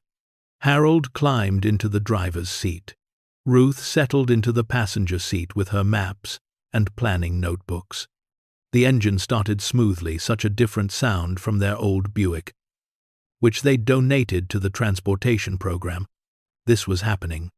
After 52 years of marriage, decades of struggle, one extraordinary discovery, and a year of building something meaningful, they were finally taking their adventure. Harold looked at Ruth. "Ready?" She smiled. The same smile he'd fallen in love with when they were both young and poor, and full of dreams. "I've been ready for 50 years. Let's go." They pulled out of the driveway to waves and cheers. The camper rolled smoothly down Maple Street, past their rental house where they'd struggled for so long, past the community center that bore their name, past Miller's and Betty's, and the post office, and all the familiar landmarks of a life lived small. At the edge of town, Harold pulled over one last time. They sat there for a moment, looking back at Timber Ridge, the town they'd transformed without meaning to, simply by making one choice after another that felt right. "Do you think we'll come back?" Ruth asked. "Of course we'll come back. This is home. This is where we matter." Harold took her hand. "But for now, let's see what else is out there." They drove west toward the mountains, then south toward Yellowstone, their first destination. The road unfurled before them, ribbons of asphalt through spectacular landscape. They drove slowly, in no hurry, stopping whenever something looked interesting. A roadside diner where the coffee was terrible but the pie was perfect. A small museum celebrating local mining history. A scenic overlook where they stood holding hands, looking at mountains that had witnessed centuries of human struggle and triumph and change. In Yellowstone, they watched Old Faithful erupt, tourists crowding around with cameras and phones. They hiked easy trails, their steps slower than the young families around them, but steady. They ate sandwiches at a picnic table and watched elk graze in the distance, both of them overwhelmed by the simple joy of being somewhere new, of doing something they'd dreamed about their entire lives. From Yellowstone, they drove to Colorado to visit Michael and his family. 5 days of grandchildren, and noise, and laughter. Then to Kansas to see Ruth's cousin she hadn't seen in 20 years. Then to St. Louis, because Ruth wanted to see the Gateway Arch. Then to Kentucky, because the countryside looked beautiful, and they had no schedule to keep. Everywhere they went, people recognized them. The story of the frozen camper fortune had become something of a legend, repeated and embellished with each retelling. "Are you those people?" a waitress in Tennessee asked. "The ones who found the paintings and gave it all away." "We didn't give it all away," Harold corrected gently. "We used it. There's a difference. We won. After Strand. We won gently." The waitress shook her head in wonder. "Most people would have kept it, bought mansions and fancy cars." Ruth smiled. We tried to imagine that life. It felt empty, using the money to help others, building something meaningful that felt full. They drove to the Atlantic Ocean, fulfilling Ruth's childhood dream of feeling sand under her feet and watching waves crash against shore. They stood at the edge of the continent, toes in surf, holding hands like newlyweds. "We made it," Ruth whispered, tears streaming down her face. "After all these years, all the struggles, all the times we thought we'd never see anything beyond Montana, we made it." Harold pulled her close, both of them buffeted by ocean wind, tasting salt air, feeling the spray on their faces. "We made it," he confirmed. They worked their way up the coast, visiting Sarah and her family in Seattle. 2 weeks of coffee shops and Pike Place Market, and watching the grandkids perform in a school play. Sarah confessed she'd been skeptical about their decision to donate most of the fortune. "I thought you were being reckless, giving away security. But seeing you now, seeing how you light up when you talk about the center, about the people you've helped, I was wrong. You found something more valuable than money. We found purpose," Ruth said simply. "We found meaning. And we found it by giving away what we thought we wanted, and discovering what we actually needed." By late July, 3 months into their journey, they'd driven over 8,000 miles. They'd seen forests and deserts and mountains and oceans. They'd visited children and grandchildren, old friends and new places. They'd eaten in diners and slept in campgrounds and watched sunsets from a dozen different states. They'd laughed more in 3 months than they had in the previous 10 years. But they were ready to go home. Montana called to them, the wide sky and open spaces, and the community they'd helped transform. In early August, they turned the camper north and east, retracing their path with the satisfied exhaustion of people who'd accomplished something important. As they crossed back into Montana, both of them felt it, that sense of coming home, of returning to themselves. The mountains appeared on the horizon, familiar and welcoming. "I never want to leave this state again," Ruth said, only half joking. "Me neither," Harold agreed. 3 months was perfect. "Now I want to be home." They pulled into Timber Ridge on a Thursday afternoon. News of their return had spread, and people lined Main Street waving welcome home signs. The community center had hung a banner, "Welcome home, Harold and Ruth." Mrs. Henderson stood on the sidewalk without her wheelchair, waving with both hands. Dorothy Chen held a sign that said, "Our heroes are back." Margaret Simmons cried openly. So happy to see them she couldn't speak. They drove slowly through town, waving, laughing, feeling the love of a community they'd saved by choosing service over selfishness. At their rental house, they unpacked the camper, carrying in souvenirs and dirty laundry and thousands of photographs, tangible proof of the adventure they'd finally taken. That evening, they walked to the community center. It was after hours, the building quiet and empty. They used Harold's key to enter, moving through spaces that now felt sacred. The medical clinic where lives were being saved. The cafeteria where loneliness was being defeated. The library where stories were being preserved. The gym where dignity was being restored through movement and health.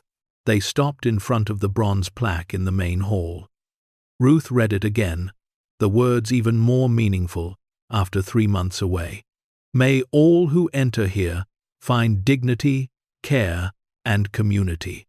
"They are," Harold said softly, "because of Edgar Finch's collection and our choice to honor his wishes." Ruth turned to him, her eyes bright with tears and joy and satisfaction. "Do you know what I think?" Done. I. What? I think we didn't find a fortune in that frozen camper. We found our purpose. The money was just the tool. The purpose, helping others, building community, making sure no one else struggles like we did. That's the real treasure. Harold nodded slowly, feeling the truth of it settle in his bones. We spent our whole lives being poor. We thought money would solve everything. But it turns out, money just gives you choices. The choice is what matters. They stood together in the building they'd created. Two people who'd lived ordinary lives until extraordinary circumstances gave them a chance to become extraordinary. The paintings from the frozen camper now hung in museums across America, inspiring millions. The bonds and certificates had funded a community center that would serve Timber Ridge for generations. Edgar Finch's lonely, careful preservation had become public good. And Harold and Ruth, 74 and 72 years old, had discovered that wealth wasn't measured in bank accounts or possessions. It was measured in lives touched, in community transformed, in purpose discovered and fulfilled. They'd bought a frozen camper for $400, found $156 million hidden inside, and learned that the real fortune was neither the price they paid nor the money they found, but the choice they made to pass their luck forward. "Should we go home?" Ruth asked. "In a minute," Harold said. He pulled her close. Both of them, standing in the empty hall of the center that bore their name, the building that would outlast them, the legacy that would matter long after they were gone. "I just want to stand here for a moment. I want to remember what this feels like." "What does it feel like?" "Like we finally got rich," he said. "Not in our bank account, but in our souls." They stood together in comfortable silence. Two people who'd survived poverty and discovered wealth, and learned that the distance between the two had nothing to do with money. It was about purpose, about service, about choosing to matter in ways that transcended personal comfort. Outside, the Montana sky darkened toward evening, stars beginning to emerge. Inside, motion sensor lights flickered off one by one, leaving Harold and Ruth in gentle darkness, still holding each other, still standing in the center of their legacy. Tomorrow, the building would fill with people again. Lives would be changed. Loneliness would be defeated. Dignity would be restored. The work would continue, the impact rippling outward in ways they'd never fully know, touching lives they'd never meet, inspiring choices they'd never witness. But tonight, they were simply Harold and Ruth Bennett, two people who'd made a $400 gamble on a frozen camper and discovered that sometimes the greatest adventures of our lives begin not when we're young and fearless, but when we're old and brave enough to believe we still have something to offer, something to build, something to give. Because in the end, anyone can find treasure if they're willing to look beneath the surface. But it takes wisdom to recognize that true wealth isn't what you discover, it's what you do with it once it's found. And it takes courage to choose meaning over money, purpose over possessions, service over selfishness. Harold and Ruth had found that wisdom. They'd summoned that courage, and in doing so, they'd transformed not just their own lives, but an entire community, proving that it's never too late to matter, never too late to build, never too late to create something that outlasts you. The frozen camper was long gone, sold to a museum as part of Edgar Finch's exhibit. But its legacy remained in paintings hanging in galleries, in bonds transformed into community care, in two elderly people who'd chosen extraordinarily well when given an extraordinary chance. They'd bought a dream for $400. They'd found a fortune worth millions. But what they'd actually discovered, what they'd actually created, was something far more valuable than either. A purpose that would echo through generations. A legacy of generosity, and proof that ordinary people, given the right circumstances and the courage to choose wisely, could do extraordinary things. Not by keeping wealth, but by sharing it. Not by hoarding fortune, but by transforming it into meaning. Not by asking, "How much can we get?"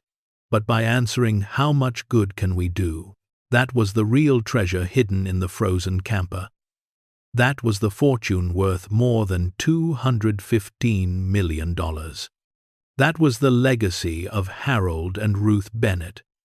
Not the money they found, but the choice they made, the lives they touched, the community they transformed, and the reminder that sometimes the greatest wealth we can possess is the wisdom to give it away.